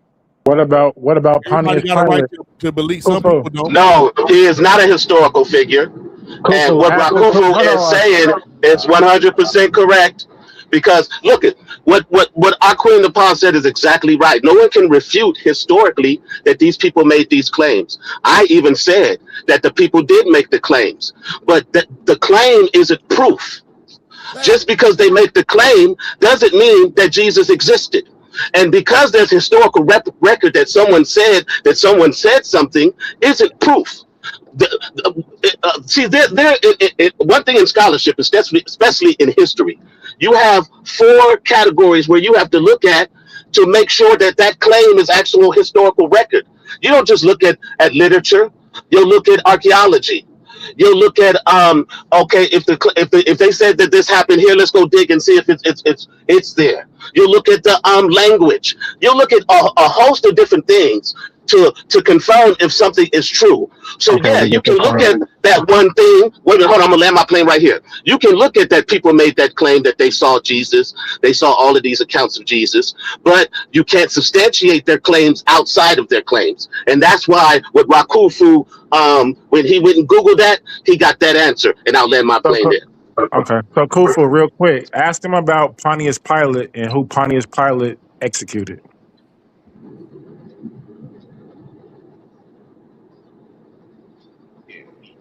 Pontius Pilate ain't never say nothing about Jesus. Talking about Pontius Pilate? Are you talking about Pontius Pilate? All right. Everybody chill. Let me come back to let me go up to Bakwas was in the building first before you Bakwas, you got the floor. It's breaking up. Can you hear me? Who's breaking up? Me? I don't know if that's me. It's like garbing. Can you hear me? Nah, you sound all right. Hold on, maybe it's me. Hold on a second. Can you hear me? Yeah. Hold on. Before you go, man, I got somebody. Come back in. I'm gonna go out and come back. I got somebody in the chat that just showed something, and let me show you. That's why I said to make him. That's why I said I believe a part of this Godhead. Right? I believe him when he made. And so we know that the actual Israelites, the true Israelites, were kicked out of that council. See, Apostle came out and said he don't agree with him. Of course you ain't going to agree with him because he's going against your foundation. Listen. They lost that council meeting, and it went to those who were not Israelites. See, y'all are going to keep it 100 right here. Quote unquote, these church fathers. They began to write in what they thought. See, it was the church fathers who began to write in what they thought. Y'all are coming out letting y'all know. See, Apostle said the Bible wasn't written, right? But y'all are saying it was the church fathers who wrote in what they thought. Let's go on. So what we're reading is only their commentary. What we're reading is only their commentary. You're not reading about the real Christ. Apostle my man killed y'all with that. In the New Testament. If you study Bar Ehrman tells you we don't even know what the actual words of Christ was. We only know that Paul's 7 letters out of all of the books, as you said, Paul mostly compiled the New Testament. Only 7 letters that the authors actually, that the consensus of scholars say he actually wrote. Only 7 letters. So they had to create something that had nothing to do with the original prophecies that we find in Malachi. See, he's telling everybody right now that these church fathers created something. What did they create, Bakwas? Let's go. He's lost his mind. Concerning this forerunner. So if you take something that was created, which is only based on the commentary of the church fathers, as a matter of fact, the Jesus that we know is only given to us through Saint Ignatius. Damn. The Jesus that you know, Bakwas, the Jesus that the Hebrews talking about was given to you, brother. Let's go, Yara. This. Okay. And a lot of you are reading about Ignatius Jesus that he created. Wow. We don't have any original writings that Jesus spoke. You don't have no goddamn original writings, Bakwas, that Jesus spoke. Hold on. I'm going to let you respond. But this is Yara, and the Most High put the Spirit on him so that he can tell the truth. Don't the Most High do that in the Bible? It says that I will speak I will put the spirit on him and make him speak truth. Look, let's go. Let's go. They don't have any of these sources. If you study the church fathers, they will tell you they did these things. See that? The church fathers will tell you that they did that they manipulated the book, that they manipulated the book. And y'all still going with it. Yara is coming home. He getting ready to come home. He'll be African soon. Why you think he changed his name to Black Sage? He changed his name to Black Sage. He'll be Kunta Kinte. So soon. when somebody comes to me and says, "Oh, John the Baptist is written about in Malachi 3," why is he written about in Malachi 3? Why is he written about in Malachi 3? He's written about in Malachi chapter 3 because the church father, St. Ignatius, wrote him in there. And then they canonized the book. That's how you get that. They wrote him in there, brother. And then they canonized the book. That's not difficult for intelligent people to understand. Okay. Go ahead, Bakwash. What you got? I'm talking to the followers of the Bible who know their true nationality as Israelites. If you listen to Yara, you will have the spirit of the devil in you at some point.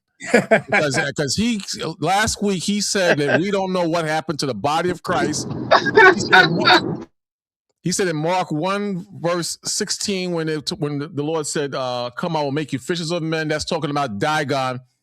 And I told Napah, just let him go. He's gonna reveal his true self. And sure enough, it's coming out. It's coming out. And he's waking up, brother. He's waking up. No, he's not waking up. But and here's a question I have for the panel. I got a question for the panel. Didn't I make JJ change his name to Men? And soon, but soon Yara will be twisted just like JJ. Give it some time if he isn't already. But I got a question for the panel because it always comes up, and someone brought it up that you can't refute the fact that the ancient Israelites did exist. If you are a historian, you will find out that the ancient Israelites exist. And you're very slick. I have $1 million question for you, Bakwash. Let me finish up. But then you're very slick and smart in a devilish way because you acknowledge historically that the Israelites existed. So you can't get around that. But you seem to have a problem with the existence of Jesus. And that's cool. But nationality-wise, you tell us that we're not the ancient Israelites. But I always ask all of you, who are we? You got all these big-time scholars that do all this digging and research. But who are we? Are we the lost tribe of Shabazz? Huh? Who are we? Tell me who are we? With all this research, it's been over 10 years. You cannot tell me who we are. We told you 1,000 times you're a mongrel. Everybody on this panel, they will have a different understanding of who we are. One will say one thing, another will say another thing. sa.neter always says he don't know. Who are we? I told you who we was. Like, hold on. Let me allow me. Hold on, everybody, hold on. I'm gonna let Ashay answer that question. Before I let you answer, Ashay, I have a question for you, Bakwash. What's that? Are you a bloodline Israelite? I'm a bloodline. But number one, the most I don't talk about bloodline. Are you a bloodline Israelite? Can I answer the question the way I want to answer it? Answer it. Okay. The most I don't talk about bloodline Israelites. He's talking about the seed of Israel. And us as believers, the Most High says in the book of Jeremiah, as long as the sun is in the sky and the elements are in the sky, the seed of Israel will exist forever. You just can't see it. That's just all right. Can you prove that outside of the Bible? Can you? I don't get. That's the problem with you brothers. You are outside of the Bible. And let's say you ask me that question. So are you a convert or are you a bloodline? Let me make my point. Hold on, brother. Are you a bloodline or are you a convert? I'm a descendant of Abraham, Isaac, and Jacob. From the seed of Abraham, Isaac, and Jacob. But here's my question, because that's a good question you posed to me. But the question I'm posing to you, sa.neter, and all you brothers on the panel, if you asking me to prove it outside of the Bible, which I don't, I stay in the Bible, but you brothers have a beliefs outside of the Bible, back up who you are nationality-wise, bloodline-wise, outside of the Bible. Give me facts. Pull them up on the screen. Anyone of you brothers. Wait. All right, need a scientific journal. We are the Anyone West. of you brothers. I'm Anyone of doing you. it right Fall now. back. I'll wait. Hold on. What's happening, fam? Go ahead, I Like, bro. The faith brothers need to just stay away. You next, Rakufu. Because the reason I say that the faith-based brothers need to stay away, because why is you bringing your faith points of view to an academic conversation, bro? Like, beat your feet respectively. This is not the space and place for you to come up. Okay, and it's people who believe that their glasses are orange juice. It was just a black girl on Maury talking about she believes she's a white woman. There's a white guy who I just watched on the TV the other day. He believed he was a dog. So you can just believe whatever you want to believe. Right. Because I guess when it comes to belief, you don't gotta prove anything. And that's the easy way out for ignorant people, bro. Because I guess because you didn't want to finish school because you're lazy. Because maybe you're scared to find out who you really are. Because when to find out who you really are, you're gonna have to tear down your whole belief. You gotta tear down your whole belief system, everything you thought you was, and then you gotta rebuild from scratch. And that's just something that y'all are not willing to do. You can take a blood test, bro. They're available. Do it. You're not going to pop up Levantine. You're not going to have a J haplogroup. You're not going to have any of the things that will actually require you to be an Israeli. You're not Israeli. You're talking about nationality. You're an American, dude. You live here. This is your nationality. Nationality ain't got nothing to do with who you are on the bloodline level anyway. So why are you up here confusing nationality with race? With the bloodline? Anybody who knows the true nationality, I can change my nationality right now. You have the right to nationality. You have the right to change your nationality. That's not productive to the topic that we're having here. Nationality. That's not here. Faith. It's not here. You're talking about you're a descendant of Abraham, Isaac, and Jacob. No, you're not. You're a descendant of your mama, your daddy, your grandpa, and your granddad, and everybody, like the real people who you know. You don't know these people, bro. If you never got introduced to the biblical text in itself and you grew up in a different part of the world, you wouldn't even fix your mouth to say what you're saying. That's stupidity. And then you try to use ignorance. He's not answering the question. And then they're trying to use ignorance as a way to caveat in the truth. No, just because, yes, if it's written and you can't prove it to be a fact, what's written, then you lied. I can lie. I can write right now. Oh man, Ankh a white man. Ankh come from Ankh a Jamaican white man. I wrote that today. Somebody find what I wrote thousands of years ago. Does that make this? But the Ankh ain't around to observe it anymore. But people who really knew Ankh and doing the geographical analysis of the people who was inhabiting the landmass at that particular time find out all that it would have been an impossibility for a brother like Ankh to be there and be that coloration and all of that. So we know, because we do have DNA, so we subject to DNA. We have geographical evidence, and we have haplogroup evidence. We have a lot of stuff to hint towards the ancient Levantine people, and they don't come back as people that look like us, bro. Y'all dealing with a non-quote-unquote Negroid, non-quote-unquote Africanoid, if you would, for lack of better terms, people. Y'all not, like, stop doing that to yourself, bro. If you want to have faith, have faith. You're a Jew. That's cool. Nobody has a problem with you being a Jew. You are not related to Abraham, Isaac, and none of them. If you never got introduced to it, you wouldn't even be saying that. Can I respond, sa.neter? Can I respond? Get off. Come on, young king. Not yet. Go ahead, Rakufu. All right. I am so glad Ankh is right here, the scientist. Please, everybody, listen to this. Ankh, like you on the child. Yes or no? I only want to answer. I asked ChatGPT, is the sun in the sky or cosmos scientifically? Before that, Bakash has said, oh, as long as the sun is, he quoted a straight prophecy that his God spoke. Scientifically speaking, the sun is in the cosmos, not in the sky. It has never been in the sky. Sky is a human earth-based perspective. It means the direction you look when you look up. So his quote, as long as the sun ain't never been in the sky, and it ain't never been in the sky, he has never been a Hebrew. Go ahead. The sun wasn't always. Come on, Rakufu. All right, hey Rakufu, I'm gonna let you go after Ankh.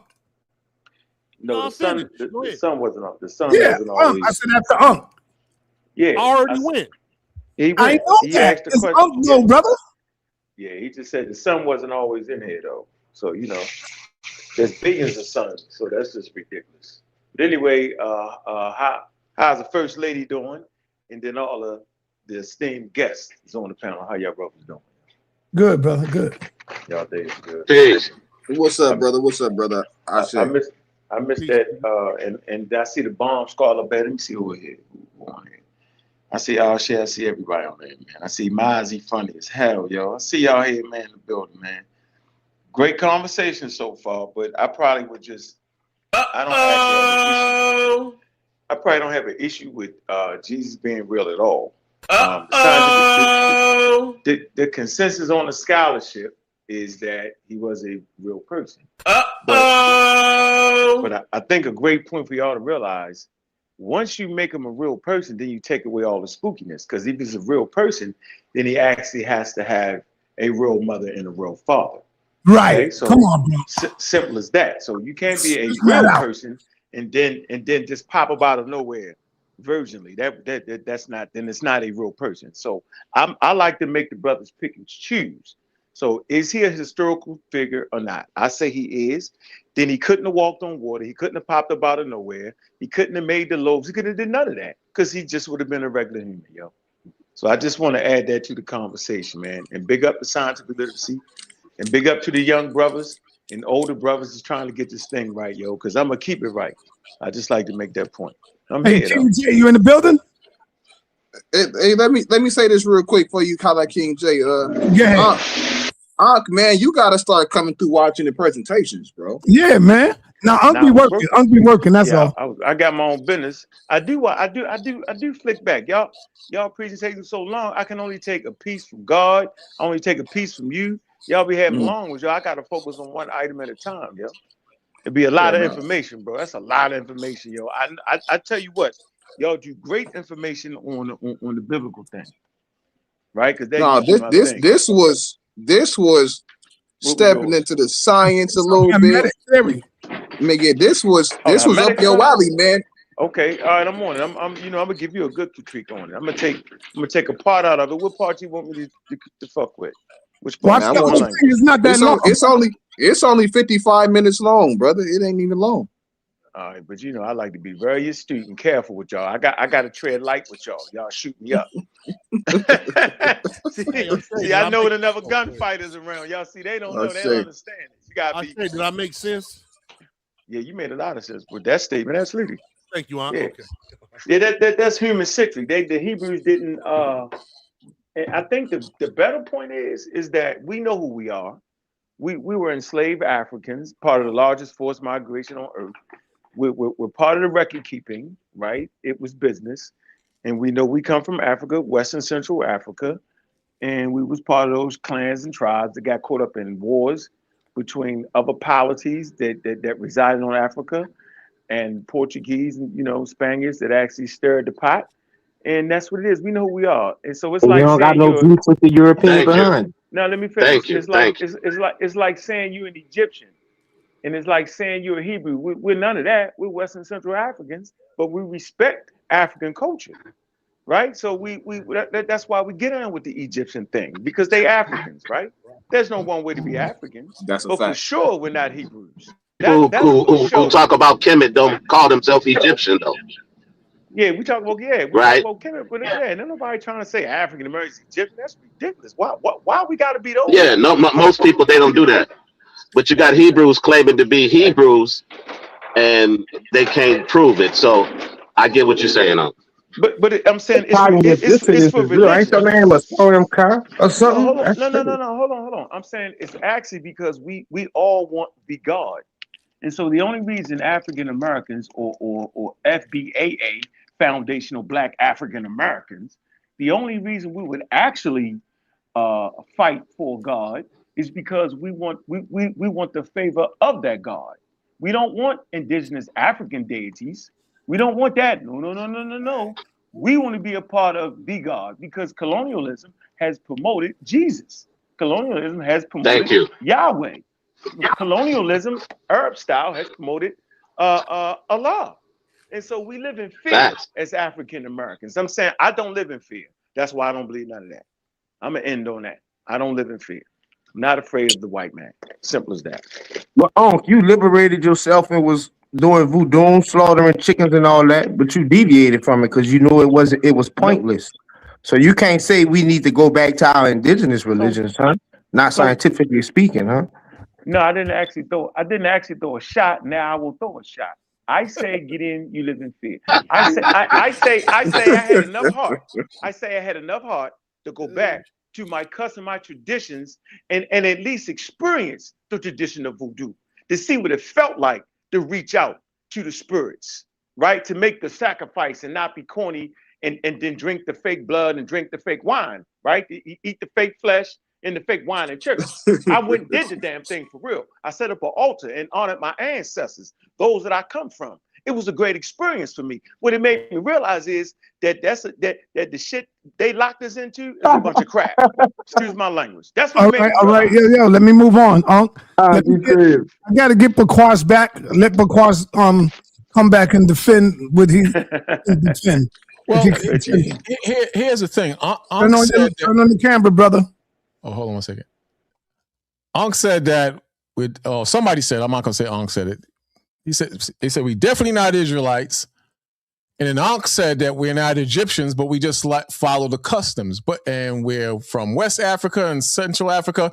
But that doesn't tell you who you are, what was the culture and spirituality or beliefs that your forefathers followed, because you can't specifically say who we are. So again, my question was, historically, can you back up who we are as a people? Because we are people, we had a culture, we had a nation, we had customs. Who are we? And can you prove that from your research? I'm gonna let Ankh go. Ankh, let's go. I'm basically saying, like most people do, you actually put way too much on that. Human beings have been migrating, forgetting about the culture they came from for hundreds of thousands of years. You making too much of it. I said we were part of the largest forced migration on earth. It's called slavery. And so we lost that part of us. We don't have to make nothing up. We have developed a culture in America. You can just hear the brothers speak right now. Even being Christian is part of our culture. Even saying that you're a Hebrew Israelite is part of our culture, bro. We make stuff up. It's okay. But historically speaking and scientifically, what we can verify, we come from indigenous tribes and clans. We got caught up in the middle of different polities, right? Having wars, fighting colonialism. It was what it was, bro, and we here now. So I can tell you who we are. We are the foundation to America, yo. We African Americans, yo. We fought in all the wars, yo. Our ancestors lived and died on this land, bro. We liberated ourselves. They called it the Civil War, but we fought the Civil War. Bring it out. We know exactly who we are. We don't got to lie about it. And in Africa, when you go back 500 years, no, we don't know the exact tribe. But now we got computers. We can study all the religions in that area, yo. We understand we was animist. We know we liberated nature. We know we was connected to the world around us. We good with that, bro. Hallelujah. You gotta follow the colonial religions which y'all follow. That ain't what we doing, though. How about that?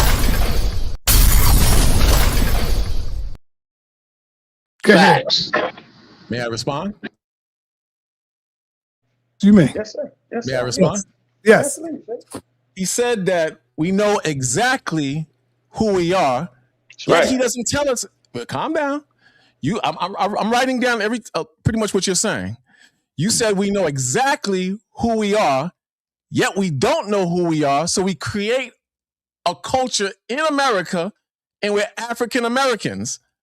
But you do all this research on history and people, and you can't tell me who we are as a people. The closest you get to who we are as a people, you do this DNA thing, and that's it.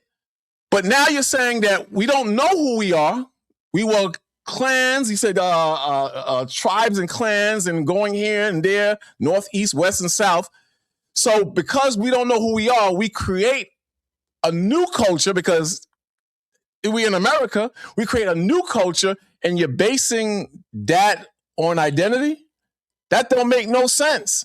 But then you judge us who claim to be Israelites, and you say that's false, and that's cool. That's fine. That's fine. But at the same time, nobody on this panel know who they are and can back it up with proof. You tell us to back up that we're Hebrews. You tell us to back up that Jesus exists. But none of you can back up who you are. You don't think that's crazy? I think that you don't. I think you have forgotten. I think you have forgotten that we got something. We have the book of the genes, my brother. Your Say genes that again? identify. We have the book of the genes. The book of the genes. Oh man, that religion is crazy. Watch this. It identifies who and what you are and where you're from. You can Then tell actually us. trace the mutations back. You can actually trace the migratory pattern back based off the mutation of the genes. It Tell tells us you who where we you are. came from. We know exactly where we came from. Tell us who we are. Tell me. We come from tribes of indigenous Africans, bro. What tribe? What That's tribe? exactly Give me the who we tribes. are. Give me the tribes and back it up with proof. Now, this is the point that you fail to realize. Your genes will tell a story more than what people believe they are to be. I'm going to say this again. Your genes tell a better story of who you think you ought to be, because right now we can all take a DNA test and we can give you out, and we can all say our family story. You say you come from Hebrews, I say I'm this, I'm that, and they go swab our mouth and gonna come back with a different story. The genes tell the story, bro. It's 2026, yo. You better listen to these young brothers, yo. Genes tell the story, yo. And I just told you I'm talking who I to was. you. I'm asking you. I'm talking to you. told- Forget about the young brothers. You're I the told you top who I dog. was. You're the big dog. No. I'm But asking. I told you. Unc. Just say you don't accept it. Just say you don't accept it. He's answered. Yeah, he's answered. He's answered, and he's answered. He's a big boy. He's a big boy. Unc, I'm asking you straight up. What is your nationality? What is your nationality, and what is your culture? And what are your people? I will do this one more time. So maybe it's a point where we don't want to accept reality. And here's the reality. I said we was enslaved. The purpose of slavery was to erase that knowledge of where you exactly come from. It did its job. So we're not supposed to know that. It's okay. We're supposed to develop a brand new culture that's fit to fight against colonialism, that's fit to fight against the world, bro. That's what we did. We have a beautiful culture called the culture of African Americans, or whatever you think you are. We here. We here, bro. Define the culture of the African American that's beautiful. Tell me the beauty. It's a line pusher. Real quick. Tell me the beauty of the culture of the African American in America. Tell me the beauty of it. Describe it. This entire panel right here. What the hell? Let him answer. I want to hear him. Listen, all I'm saying is the beauty of African Americans. We can be Muslims, we can be Christians, we can be Hebrews, we can be Egyptians, we can do all that and still sit down and have dinner and give praise to our ancestors. Because we can make up what we need to make up, because that's generally what humans do. They make up their own stories, bro. We're not afraid of that. At the end of the day, everybody be looking at us, be wondering what they're going to do next. We're a powerful people, bro. Despite colonialism, I know exactly what I'm a person, watch this, standing on earth, surrounded by water underneath the damn sun. Ain't that enough at the end of the day? What else would it be I need to be? Point blank, bro. Go take a DNA test, though. Do that. So the beauty. Let me make sure I understand you. The beauty of the African American is the ability to believe whatever we want to be, to be whatever you want to be, right, to believe in what you want to be, and still come together and break bread. And still break bread, culture. Yo. That's a serious culture because it's dominant. I can't believe you. I thought. All right. Music. So you know it's Black History Month. You know that, right? So we got to talk about all the music genres that the young brothers and sisters produce. Do we got to talk about how about science and science literacy, right? How about the foundation of vaccines, right? How about the foundation of certain medical sciences, right? How about you can just keep going on and on. GPS, foundation of the GPS system. I could just start naming stuff, yo. It's a beautiful culture. Your cultures change over time, bro. There is no such thing as one culture that has been the same from the beginning. There is no such thing as that. And so I'm saying we represent I'm just saying, yo, we represent the next expression. You mentioned music. You mentioned music. I mentioned everything. Yo. All right, I'm pulling two specific ones. Hey, Sa, let's do some close out, Sa. I got a 10 to my pinky. Go ahead, Al-Shay. No, I mean, no, I hear what you're saying. Save me for last. But let's do some close out. No. I'm gonna let you close out, but I'm gonna keep it going. Okay, bet. That's cool. That's cool too. We can do that. Yeah, go ahead. Keep it going. Oh yeah, man. So all I want to say was, man, appreciate the side, man. Appreciate the panel for coming through. For those brothers who didn't check out the presentation itself, definitely go back, check out the racial science, check out the evolution of the curse of Ham, the evolution of the Hammitic theory, how it's being utilized in mainstream, not only in science today, old science as well. And it's a religious thought that has influenced our scientific world, our religious world, and even our political world. Thanks for the brothers and the sisters. Brother Ashay from the Bond Squad, we just came through, man. Drop another one. Appreciate you. Great show. Great show. All right, brother. All right. All right. Let me bring on, man. Let me bring on a powerful brother who don't really get no love because a lot of people think he's a pseudo. But I know he's getting ready to go in right now. He's getting ready to go in right now. I don't see no slides up. He said I wasn't going to show his slides, but I'm going to show his slides. You know why? Because this brother always showing love and supporting the HOK, whether y'all agree with the brother or not. I speak of none other than Professor Moses in the building. Professor Moses 777. What's up, Moses? Unmute.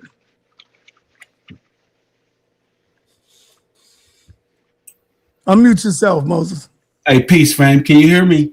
Yeah, I hear you. All right, so I ain't gonna go in too much because the brother done rolled out, but I do want to show these two slides, man, because this show was called "The Curse of Hammitic Theory," right? And it looked like to me he was dealing with that word ham from an English perspective. So before we show any slides, I want to say this to you, sa.neter, because you was like, Moses, you got to stop this foolishness, man. The Bible was written in English, and that's the language that you speak. So this is what I think is foolishness, right? Let's say America and Russia, they beefing, right? And I'm an interpreter. So they send me to Russia to get information from Russia to find out what Russia's issues are with America, right? And then I write down Russian words in English and bring them back to America. And I say all of this stuff to the American president, like, yo, Putin said he want to put his foot in your ass and so on and so forth. He want to bring it to you and all of this. And really, I'm saying that because I don't really like it. No profanity, brother. Let's go. My bad. But my point is, isn't it foolish for the American president to just take my word for what the Russians said? Shouldn't America also do their due diligence to understand the Russian language, or should they just depend on what I said? Moses, what are you talking about, bro? That's a question for you. Answer the question. I'll ask it again because a lot of times y'all don't be listening to me. Y'all just let me talk, right? So I'll ask you the question again. Is it foolishness to allow me as an American interpreter to go over to Russia and get that? Are you removing that, man? And then come back over here. Are you removing no profanity? I didn't remove that. That's not me. Yo, man. I'm gonna ask the question. Hey, Lonnie. Oh, I thought you said he could hear. Apostle, if that's you, then I'm gonna have to remove your power, brother. That's the only one that it could be. Keep moving my sign, bro. Why is you messing with my show, man? Go ahead, bro. All right, but I apologize for using profanity, man. Maybe they was just trying to flag me to make sure that I don't use no profanity, man. So I'm apologizing. I promise I'm not going to use no profanity.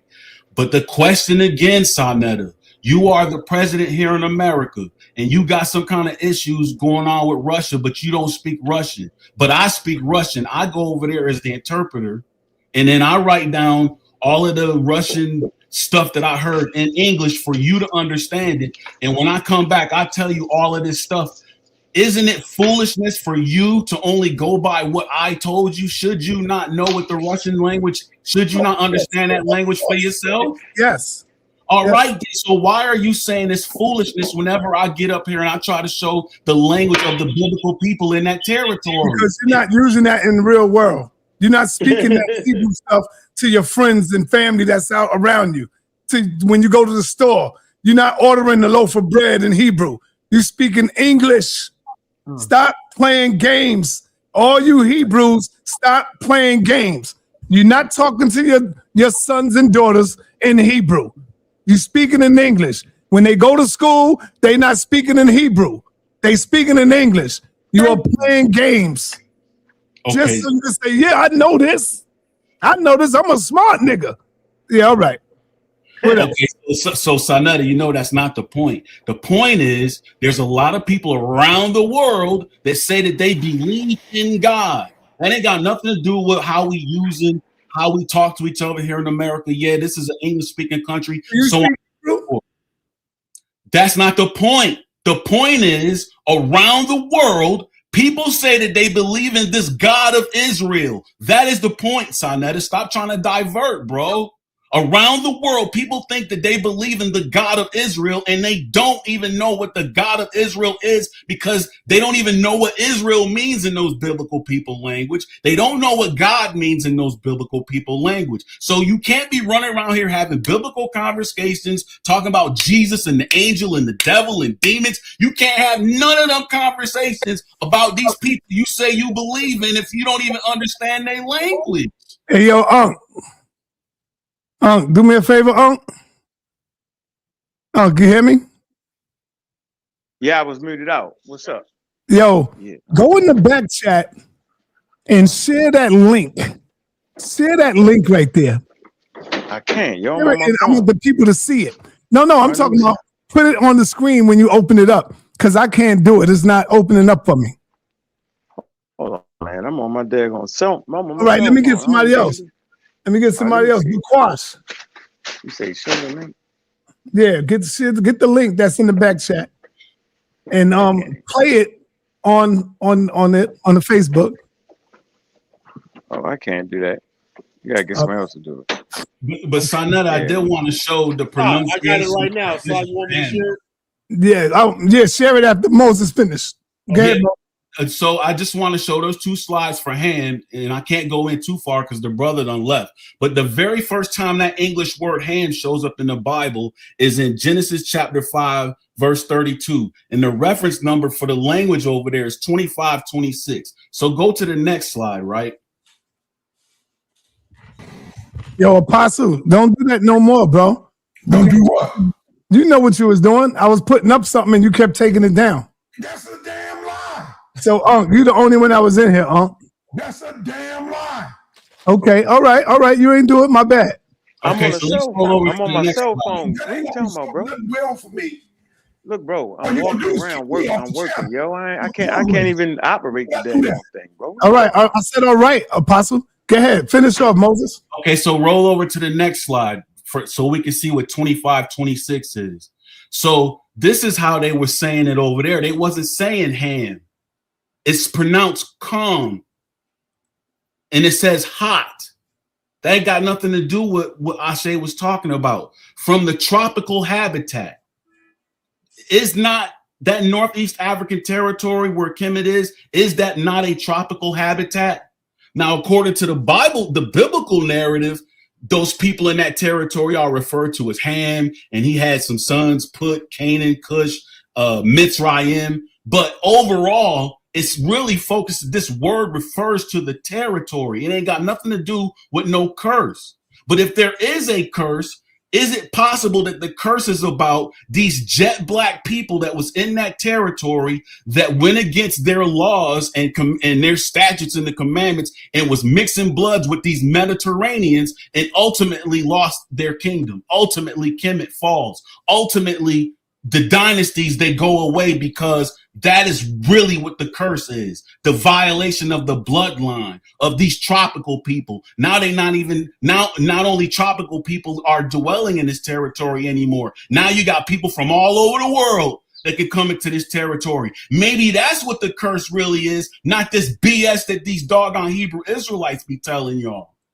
Or you know, for y'all so-called Ankhs and y'all Ashes and y'all sa.neters, maybe y'all refuse to understand what the Bible is saying because really, technically, y'all just house niggas in love with the white man society, and you don't want to deal with What's your point, man? What is your point, man? The point is that the Bible is about Africans, and we not supposed to be under white supremacist rule.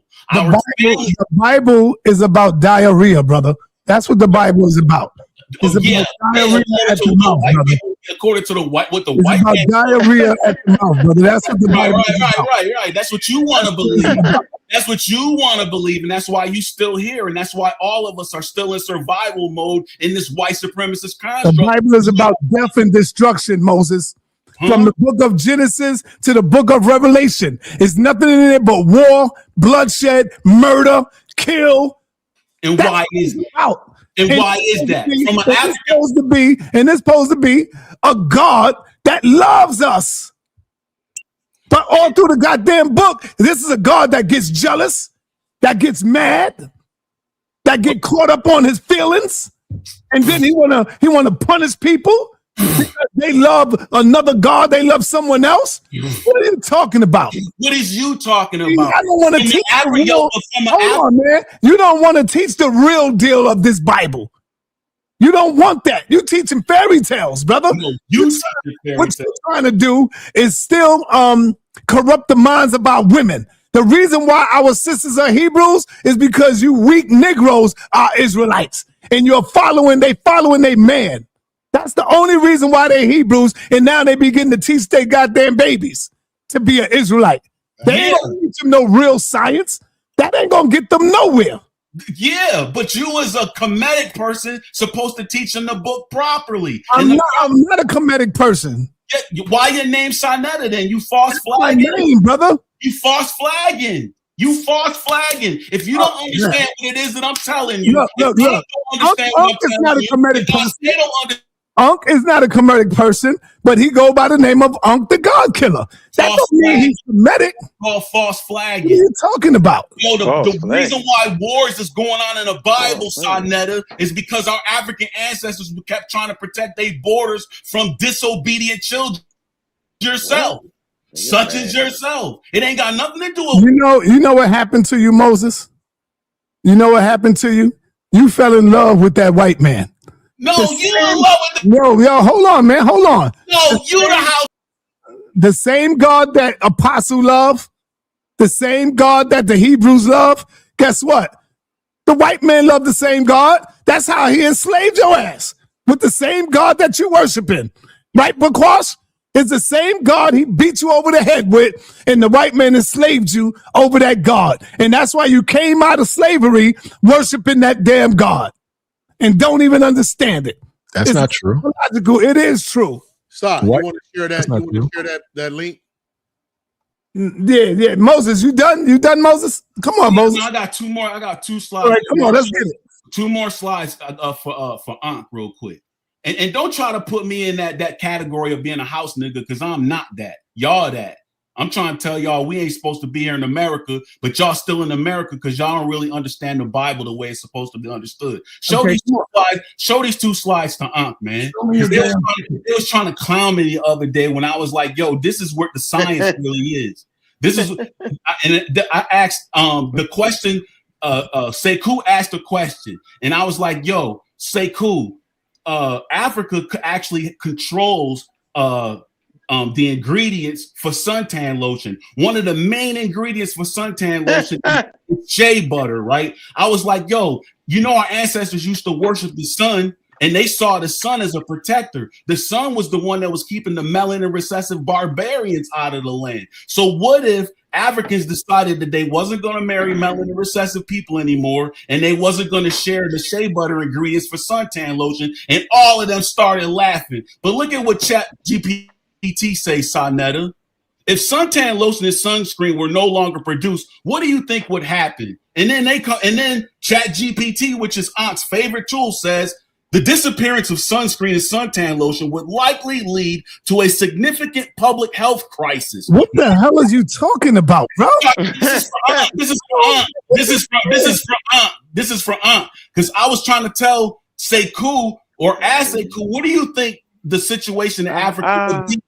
What would I the hear you. situation? Hey, yo, I hear What you. would I the hear that. I situation hear in that. Africa be if we went back to worshiping the Listen, I sun hear like that. our I hear that. ancestors? That's Listen, not I hear what you're no. saying. Next slide. No, I Because said I know I hear what you're saying. y'all gonna I hear be what you're saying. ignorant. Just show the No, next slide. no, do I'm you out. not understand Show what the I'm trying to next say? slide and Let I'm him out. finish. Let him finish, man. Please let him get out of here with that nonsense. This is the last. This shit right here.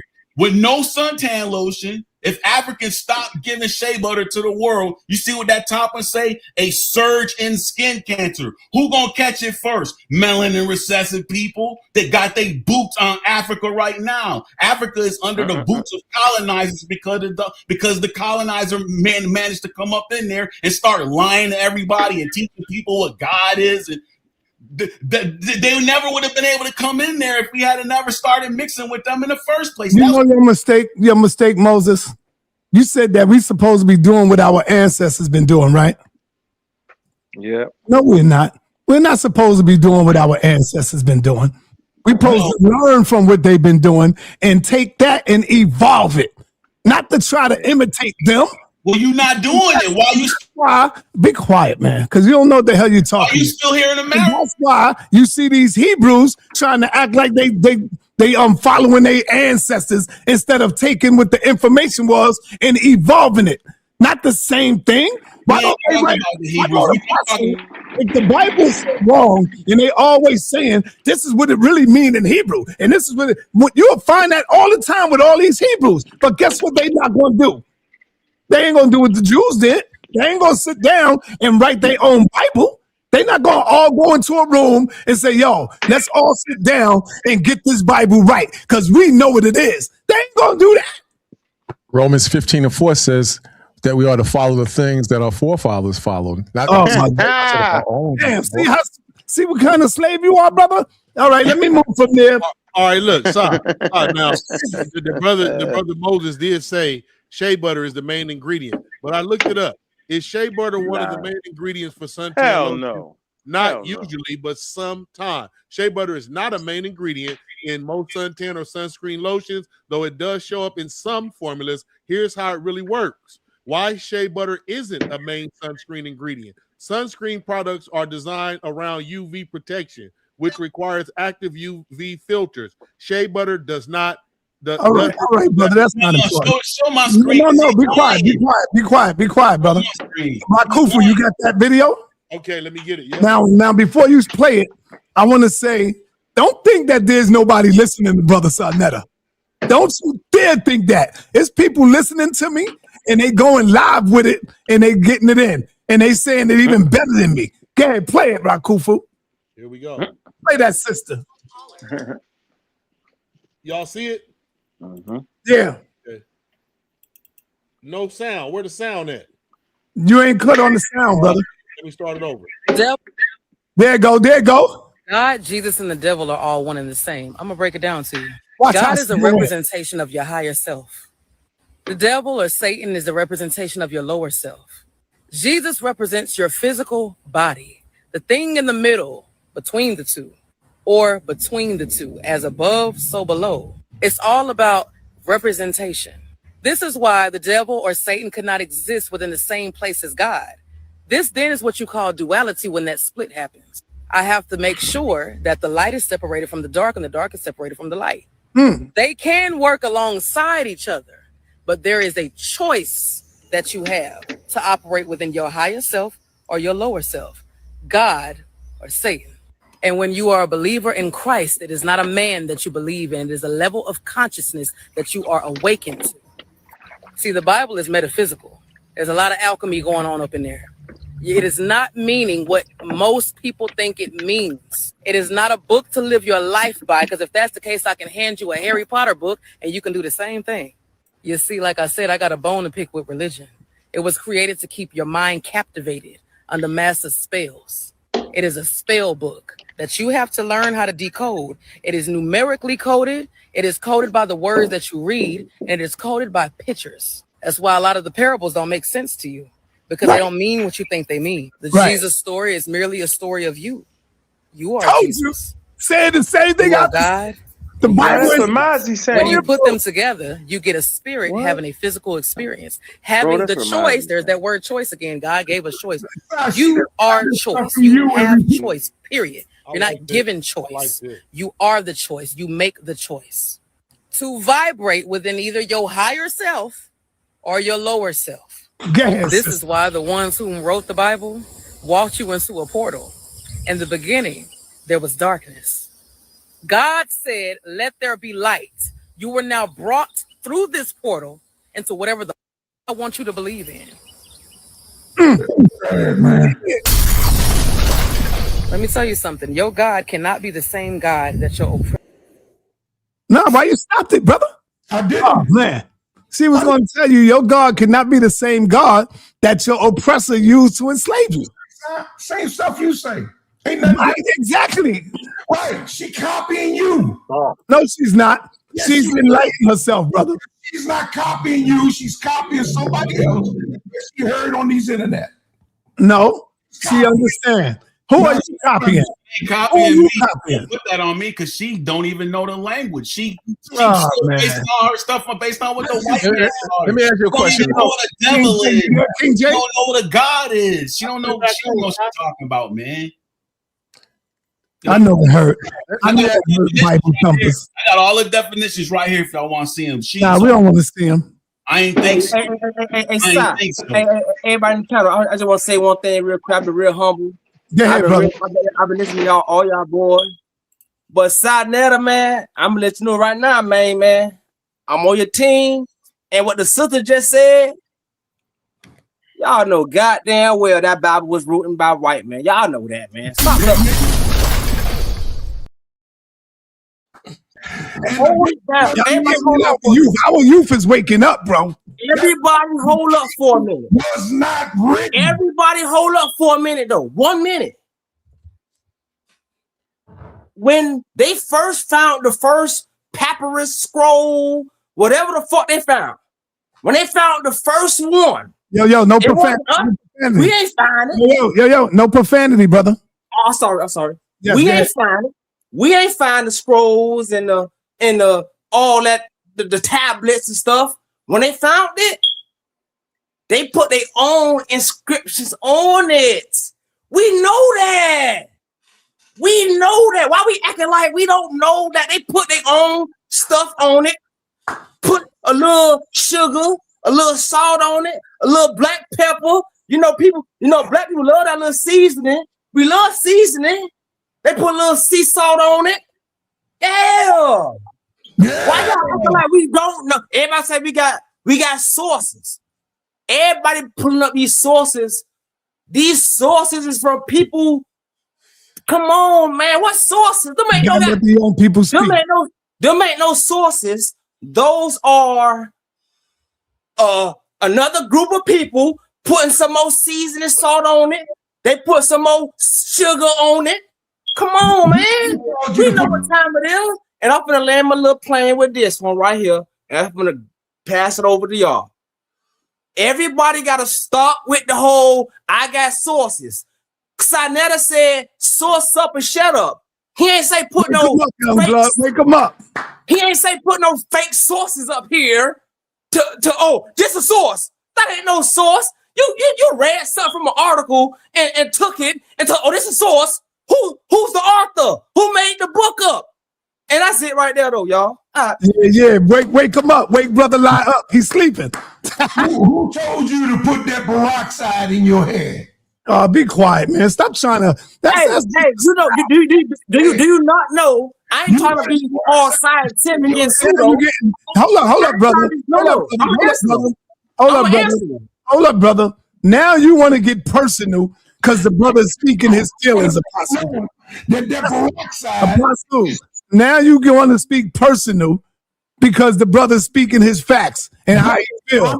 That's why the youth don't listen to you. That's why they're not trying to hear you because you got nothing to offer them. Nothing. And you want to ask him about what's in his hair. Yeah, because it's killing his hair. Man, get out of here with that nonsense. That's the reason why it changed the color of his hair. So what, brother? It's a style, man. Stop trying to hate on the brothers. It's killing his Stop trying to hate on the young brother. It's killing his hair. Well, your mind is fried. That Bible killed your mind. What are you talking about? My mind ain't no fried. You fried your mind. It's fried. And you worrying about the brother here, but you your mind all fried up. What are you talking about? You can't condemn the brother for his hair, and you all in the book. Same thing. The kids believe in Santa Claus. You the same way, brother. You believe in Santa Claus. I believe in my daughter. I got evidence on what God did. I don't go by superstition. Yes, I don't go by hope. Yes, you do, brother. God did. See, I know the difference. King J, where you at? God spoke to my mother, just like God speaks to me. I know that. That's why my daughter is in my life for now over 38 years. Because God spoke and I listened. So it ain't about what I believe, it's what I know. And that's sad because you don't have that opportunity. You wasn't given that opportunity. That's what's sad. Hey, Pasu, yeah. was you ever a young man before, Pasu?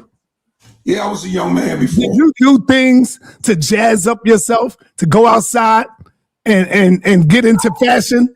I actually put peroxide in my head. So don't condemn nobody else, brother. That's why I think I'm gonna put peroxide on one side of my head tonight. To speak on it. I think I'm gonna use peroxide tonight. Go ahead. I might put one little spot there so I can have a birthmark placed there. The hell is he talking about? Bring them Kwame polka dots. Let me go to the Muslim brother. Salam alaikum, brother. Brother La. Let me go to Brother La. Walaikum salam. Peace and blessings to all you brothers on the panel as well as your families. My purpose or reasoning for jumping on was one, to address you, sa.neter, from earlier, what I had put in the chat because I was listening to. No, I got you. I read your text. I seen it. That being the case, the second reason why I jumped on is because I constantly hear Moses 7:7 speak in regards to what he says. And my thing is this, as we already know, Phoenician is a dead language. No one speaks. So if you're so adamant, as well as a lot of Hebrews as well, if you're going to study, one of the key components in studying is being able to read the original text. Right. That's why I put it up on the screen. So I wrote it out on the screen, something just simple. Because Apostle said he reads Arabic. I mean, excuse me, not Arabic, Hebrew. I put it up, it was deleted. You know why? I'm gonna keep it a buck. The reason I deleted it, because I thought you was cursing me out in Arabic or something. Why would I curse you out? Because I didn't know it. I don't know, man. You know, people say things, oh, this sucker, blah, blah, blah, blah, blah. You know, I don't know. It's clear. The diacritical marks in writing Hebrew, the diacritical marks in writing Hebrew is different than Arabic. Well, you know, Apostle really don't read Hebrew, brother. I read Paleo Hebrew, brother. I've shown it, demonstrated, and they ain't got to talk about it. Well, what kind of Hebrew you was talking about, Brother La? What are them basic Hebrew? Hey, can what's funny, man? Hey, Wssr and Ka, can you pull up something? Pull up some Hebrew and let's have Apostle read this to us. Let's see if he can read something. Yeah. I'm on my phone. You see, I'm in my truck. I ain't good. You ain't got to put me to test. He got a video of me reading. I just did a presentation reading Hebrew. So all right, well, you ain't got to worry about it then. Why you scared? Yeah. Let me tell you the difference, right? Yes, assalamu alaikum, brother. Yes. Wa alaikum salam wa rahmatullahi wa barakatuh. I can't. For that day to come, Mark, inshallah, when you come here and we take that walk through the museum, inshallah, I'm looking forward to it because my mental energy is a lot stronger now. My I'm meta gonna be is a there whole soon. lot stronger now. Okay, I'm gonna be there soon. I'm gonna stop by Todd's house. I gotta stop by Sam Gore Barbershop, and we gotta hit Malcolm X Boulevard because that's the bar. I got to see my peeps one time. It's been since There you 2018. go. Anyway, there's a difference between and our brother Wssr already said it. Some of us can read what we claim without the interpretation to go along with it. Some of us can see it, deal with it, and I don't have to go to somebody else's interpretation to rectify what I'm reading. And I can explain it better than some of the scholars have explained it and re-explain it and make them go re-explain it the proper way when we see that they lied about something. That's the difference No, between actually being able to read some of this information. And then we have to clear up something because one of our brothers said something. An excellent presentation. It should always be an Asar on a panel. Period. Let's go to Genesis 9 because there was some talk about the Ham, and we got to clear it up. It says, and Ham, the father of Canaan, saw the nakedness of his father and told his two brothers without. And Shem and Japheth took a garment and laid it upon their shoulders and went backward and covered the nakedness of their father. And as we scoot down to verse 25, it says, and he said, cursed be Canaan, a servant of servants shall he be unto his brothers. It's a curse. And who's he supposed to be the servant of? It says, and he said, blessed be the Lord God of Shem, and Canaan shall be his servant. And this is why you black people try to run away from being Ham, knowing that they're trying to talk about you in the first place. But it said, cursed be Canaan. The problem is Canaan is the son of Ham. So no different than Seth being the son of Adam and Eve being the replacement. They say the believers will come out of the son, out of the child. And that's who comes out of who? Seth. That's who the Christians are. That's who your Hebrews Who are. are you talking about? Come out of Seth. What are you talking about now? Seth is the son of Eve. So shh and pay attention because we covered this before and you had no answer for it when I talked about it then. I don't know what you're talking about, man. Not your turn. Sit down. Sit down. You didn't know then. And in fact, you didn't know so bad when I finished saying it. I gave you and Yara the mic and neither one of y'all would say a word and one of y'all hopped off the damn panel. So shh. Can you explain it so I understand? I want to know where you're going. Can you explain it? Absolutely. So don't mute me up. I'm not while you talk. Shh, brother. Yeah, well, stop talking over him while he's talking, man. It's his turn to talk. That's the problem. You know, listen. Shem is supposedly going to receive the blessing and all this stuff. But the children are the ones who receive the blessings. Adam and Eve have Cain and Abel. One of them is slain. Seth is the replacement. His name means replacement. He replaces. Shh. You always want to hop in, but you ain't got no answers. Shh. When he's the replacement, they say that the believers will come through the line of Seth, the Christians in your book, the Hebrews in your book. When it comes to, I'm not done, so stop trying to hop in. No, I'm just trying to understand you. I'm not trying to cut you off. I'm just trying to Hold up, understand brother Bukwa. Yeah, so very simple. It's not rocket science. The believers come through the line of Seth.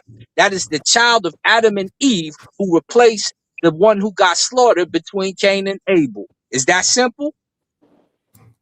All right.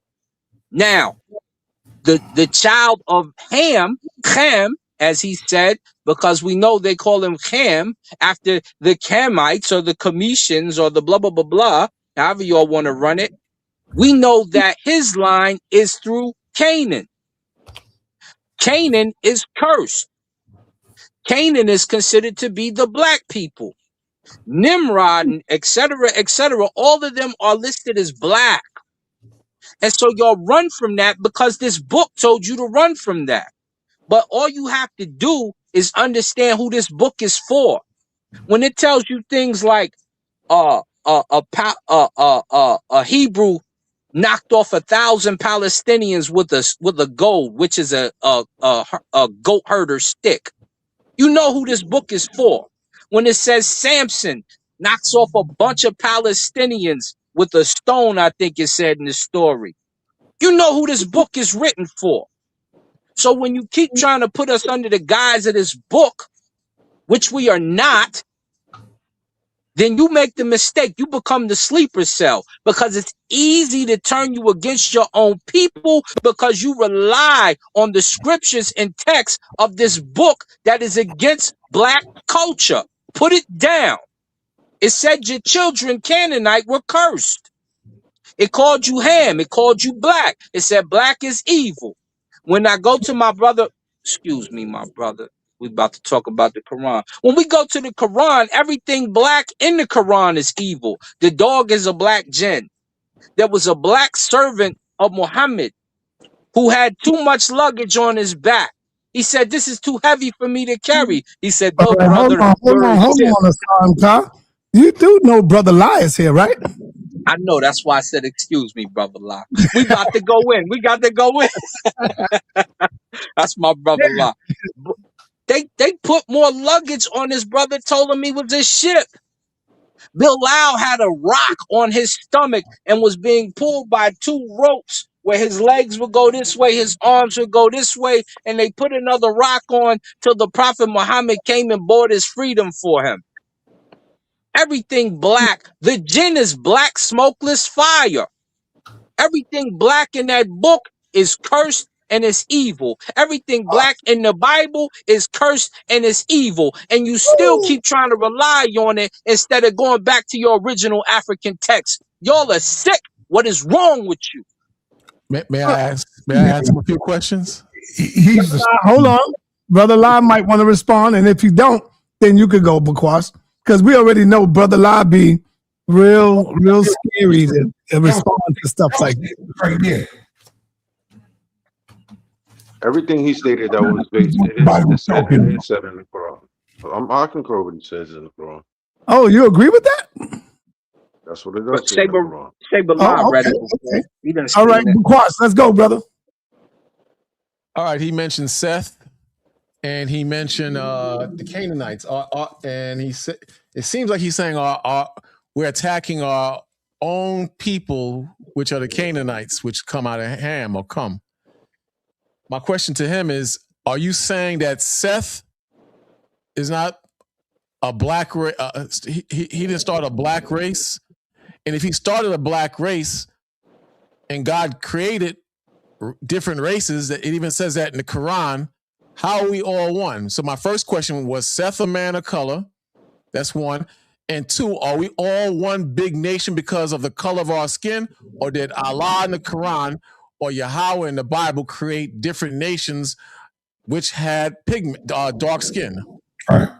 And just to add to that, if I may. Go ahead, brother. Is Seth... No, you may not. You may not, brother. You may not yet, Apostle. I'll go. When you say did God or Yahweh or Allah created different nations, hell no. We created different nations, brother. We created different nations. Ain't no. Let's say you're right. Ain't no God created no different nations. That was us. That was man. That woman who created. Let me walk you. You want to give it all to us? Yeah, let me walk him. Stop. So watch this. So watch this. There's only one race. It's the human race. You get different cultures inside of that race. You get different species inside of that species. So you don't have a different race. You don't have a different thing other than a human being. When you talk about something different within inside of humans, that's a cultural difference.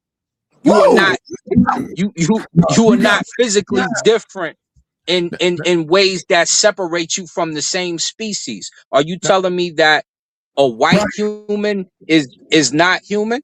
You still got to call him a human. He's not a human. He's not a human. He's a mankind. So let me ask He's a you, mankind. let me ask you a question on, If he's a kind of man, he's a human. What are you talking about? You're using silly parables again. Let me ask you a Not only question that. Let me ask you a question on what you just said. Let me ask you a question on I what you used said. to believe that nonsense Apostle be saying. But the way you was in here arguing the other day, you forgot how you was arguing with me when the white boy was on the show. And you act like you was for a white man. When the white boy was what happened? What I said? Yesterday, you flipped the script on us and you was against the white man. You remember that conversation yesterday? No, I don't remember what I said about the white man. Oh my God, which call was I didn't see no white men on the stage. No. Come on, man. I did not see no white man on the panel yesterday. The white dude, not yesterday. Yesterday, it was a black guy talking about white people being good people, and you had to remind him that white people wasn't good people. Because white people done this and done this and done this. Nah, I guarantee you took what I said out of context. And if I'm lying, go load up the clip and play it right now. Okay, I can't pull it right now. Yeah, of course you can. But it was on there yesterday. What I said out of context, brother. I'm not going to get into it. Yeah, don't get into it. I tell you what you did accuse me of yesterday. You already what you did accuse me of, because I said that God was this and that. You said, well, then that means you are a grapist. You accuse me of being a grapist. And Apostle, not before. So don't do that. I took it. You made me take it back. Not before the world. You called me a grapist because I called God a grapist. Make me take that back. Even though you said you was God. And you are God, and God is a graper, that makes you a graper. But you made me take that back. Brother, say great. I said great. Okay. I said graper. Your mouth. I want to ask. I saw a question on his last statement. Go ahead, bro. Yeah, go ahead, Bukwas. You said that we are all one people. We were once all one people and had one culture, black people. Can you substantiate that with some type of historical fact that we were all one people and we had one culture historically? Can you back that up with some proof? Can you back that up? Absolutely. So, okay, I'm waiting. So as our brother Easy Bands appears, I'm gonna make this easy work. So when it comes to substantiating it, it's not even that difficult. The Greeks with Wssr, they were putting bitumen on their skin. They followed the saw. They also followed the set. They followed the Neteru. They tell you in their writings where they learned from. When the Persians came over, the Persians wanted to rule Kemet, but who did they want to act like? They wanted to act like Egyptians. And so they worshiped the gods of Egypt. They acted like it. The Hittites wanted to rule Egypt. But when they got there and they said, here's one of our gods, but we really want to be like your gods. And we can see all this in the Amarna letters. We can see all this in the letters to Amenhotep III. We can see it in their actions because you got the walls showing them get on the ground, praise, roll on the ground to touch their belly on the ground, throw up the peace sign for the Pharaoh. And they say, son of the sun, and I prostrated 7 times, etc., etc. So we have not only their writings, we got them physically doing this stuff. And then when you go hold on. I'm sorry, but my question was, you said we talked about Seth, the Canaanites, the children of Ham. And you said I can't substantiate them existing though. Okay. I can only substantiate what's in Kemet. What's actually. You said black people had at one time followed the same culture and was one people. And I'm asking you historically, I don't care about what the Greeks followed and wanted to copy off us or whatever. I'm asking you historically, can you back that up? That at earth, at some point in history, on this earth, that all black people had the same culture, was united as one, and had the same belief system. You don't have any time where every single human being on the planet moves in the same direction, except for possibly our first existence, which would be all black people at that time. All right, so all right, our brother. very first existence, I've that's been the up here, only thing you can differentiate that for with. like going on 4 hours, and Easy Bands come up late. I got to close out, and I want to say thank everybody for coming through. Easy Band, you came up late, man. All right, cool. No doubt. And the Jet, don't let this be the last time, brother. Come on up here again, man. Come on up here again. Peace and blessings to everybody. We out, man. Sorry about that. We out. All right, so. All right. What time is it? Let the doorknob hit you. Where your good Lord East Coast, man. All right. Oh man, damn! All right, go ahead. King J, got to sleep on us. What time is it on the East Coast? 3 after 10. Oh, okay, yeah, it's too late. I was going to take it over there to Coliseum, but it's too late. Go ahead, go do your thing. No, it's too. I do something tomorrow. I want to get you. Look, the sister, that mentioned to put us together. Tell her at 1 o'clock or 2 o'clock tomorrow. I can get with her. All right, Apostle. Yeah. Always remember this, brother. Heavy is the head. They wear the crown? Yeah. And you know what? I've been watching.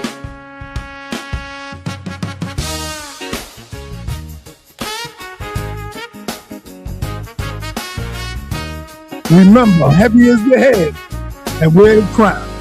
What we got man. That wears a crown. YouTube haters wanna pull me down. Heavy is the head that wears a crown. YouTube haters wanna pull me down. The brass keeps sighing a smoky blue, while the HOK grabs a hold of you. The death for you, the ghost in you, damn.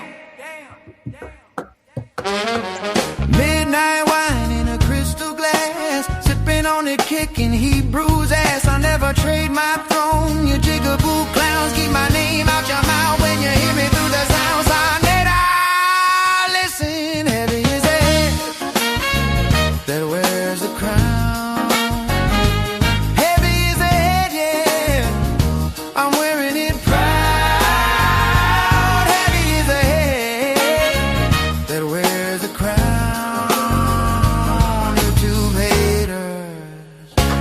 Pull me down. I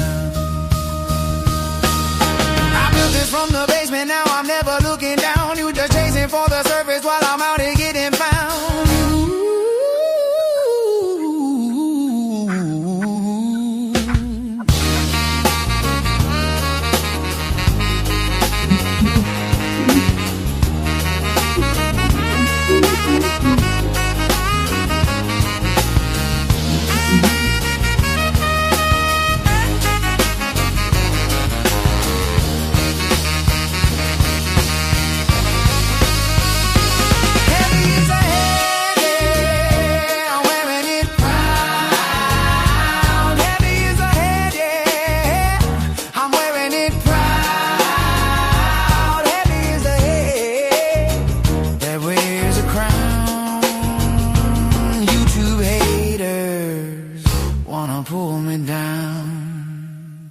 Yo, I'm trying to wake up my people, man, my Hebrew Israelite brothers.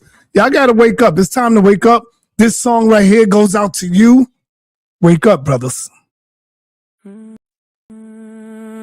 Wake up, brothers. Tired of seeing y'all this.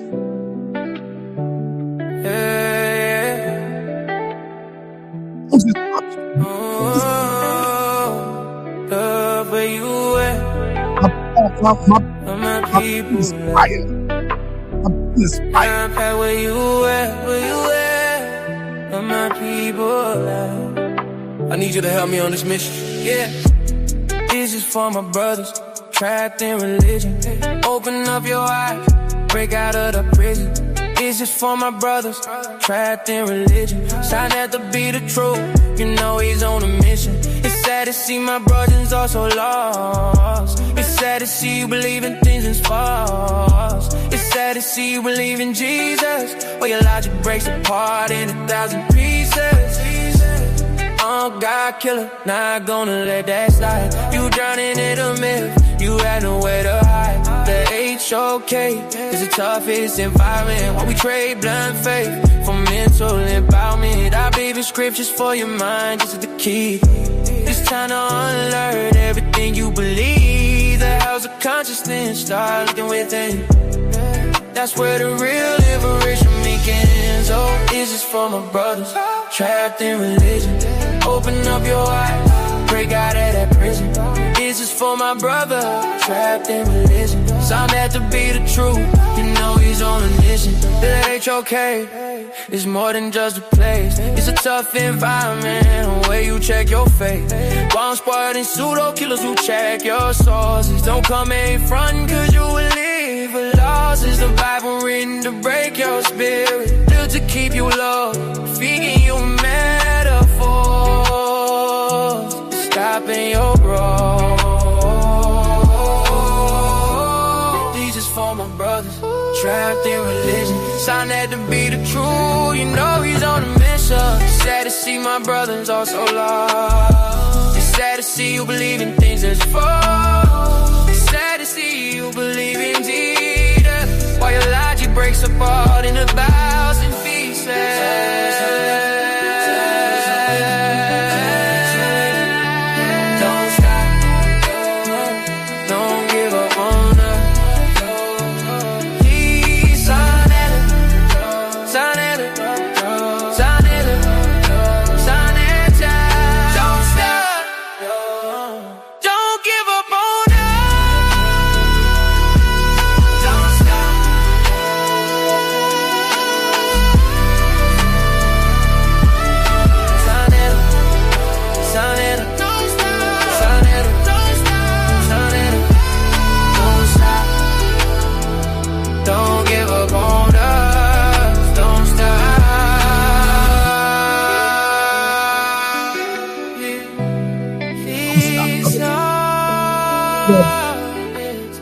Beating us down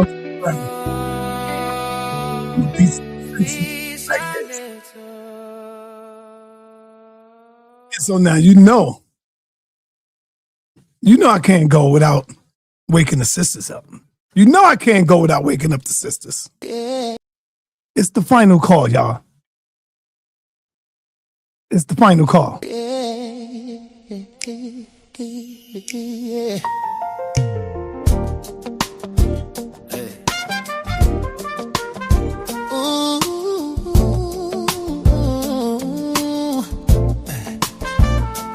That is for my sisters trapped in religion.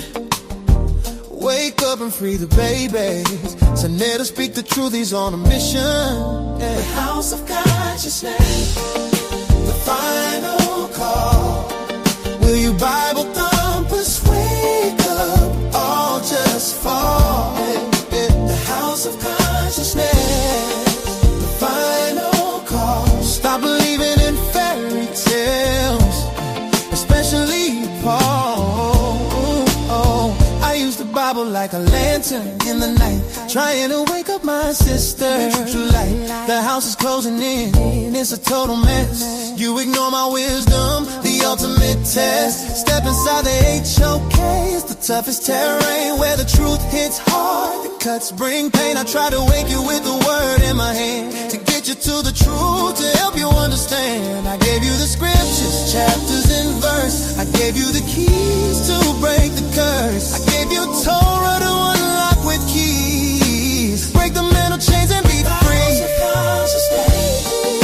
The final call. Yeah, will your Bible thumpers wake up, all just fall? The house of consciousness,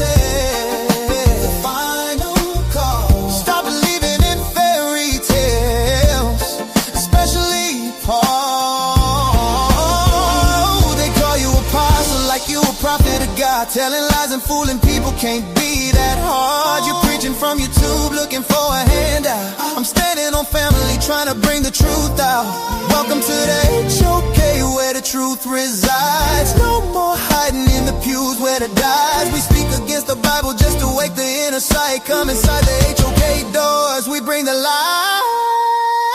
The house of consciousness, the final call. Will your Bible thumpers wake up? Just fall.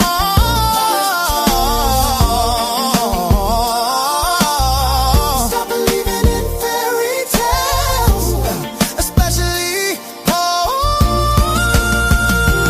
sa.neter. Don't stop, wake the sisters up. Don't stop, wake the sister up. Don't stop, don't stop. sa.neter. Don't stop, wake the sister up. Don't stop, wake the sisters up. Don't stop, don't stop.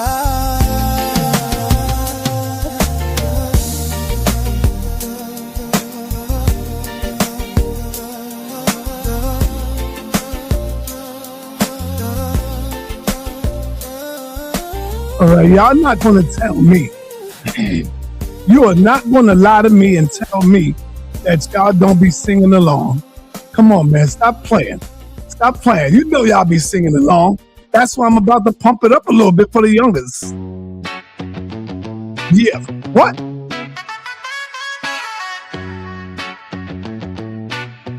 Yeah, the HOK is the toughest environment. And or at your own risk is the toughest environment. The HOK is the toughest environment. Yeah, stay strong, don't cry. It's the toughest environment. Yeah. No handouts here. You have to earn your respect. And when you do, you make they ass regret. They call it the toughest. And the title is earned from the bridges we crossed and the lessons we learned. In a cool-blooded kingdom, a concrete cage. Muslim, Christian, Israelites step on the stage. I dare you, I dare you, I dare you, I dare you. In a cool-blooded kingdom, sa.neter created. HOK, where you can't fake it. The HOK is where you fight back. No room for error, no window attack. It's a masterclass, how you handle the heat. Where the pedigree is written on the concrete streets. Toughest environment, yeah, we know the score. Locked in on debate and asking for more. The HOK is the toughest environment. Enter at your own risk, it's the toughest environment. The HOK is the toughest environment. Stay strong, don't cry. It's the toughest environment. Yeah.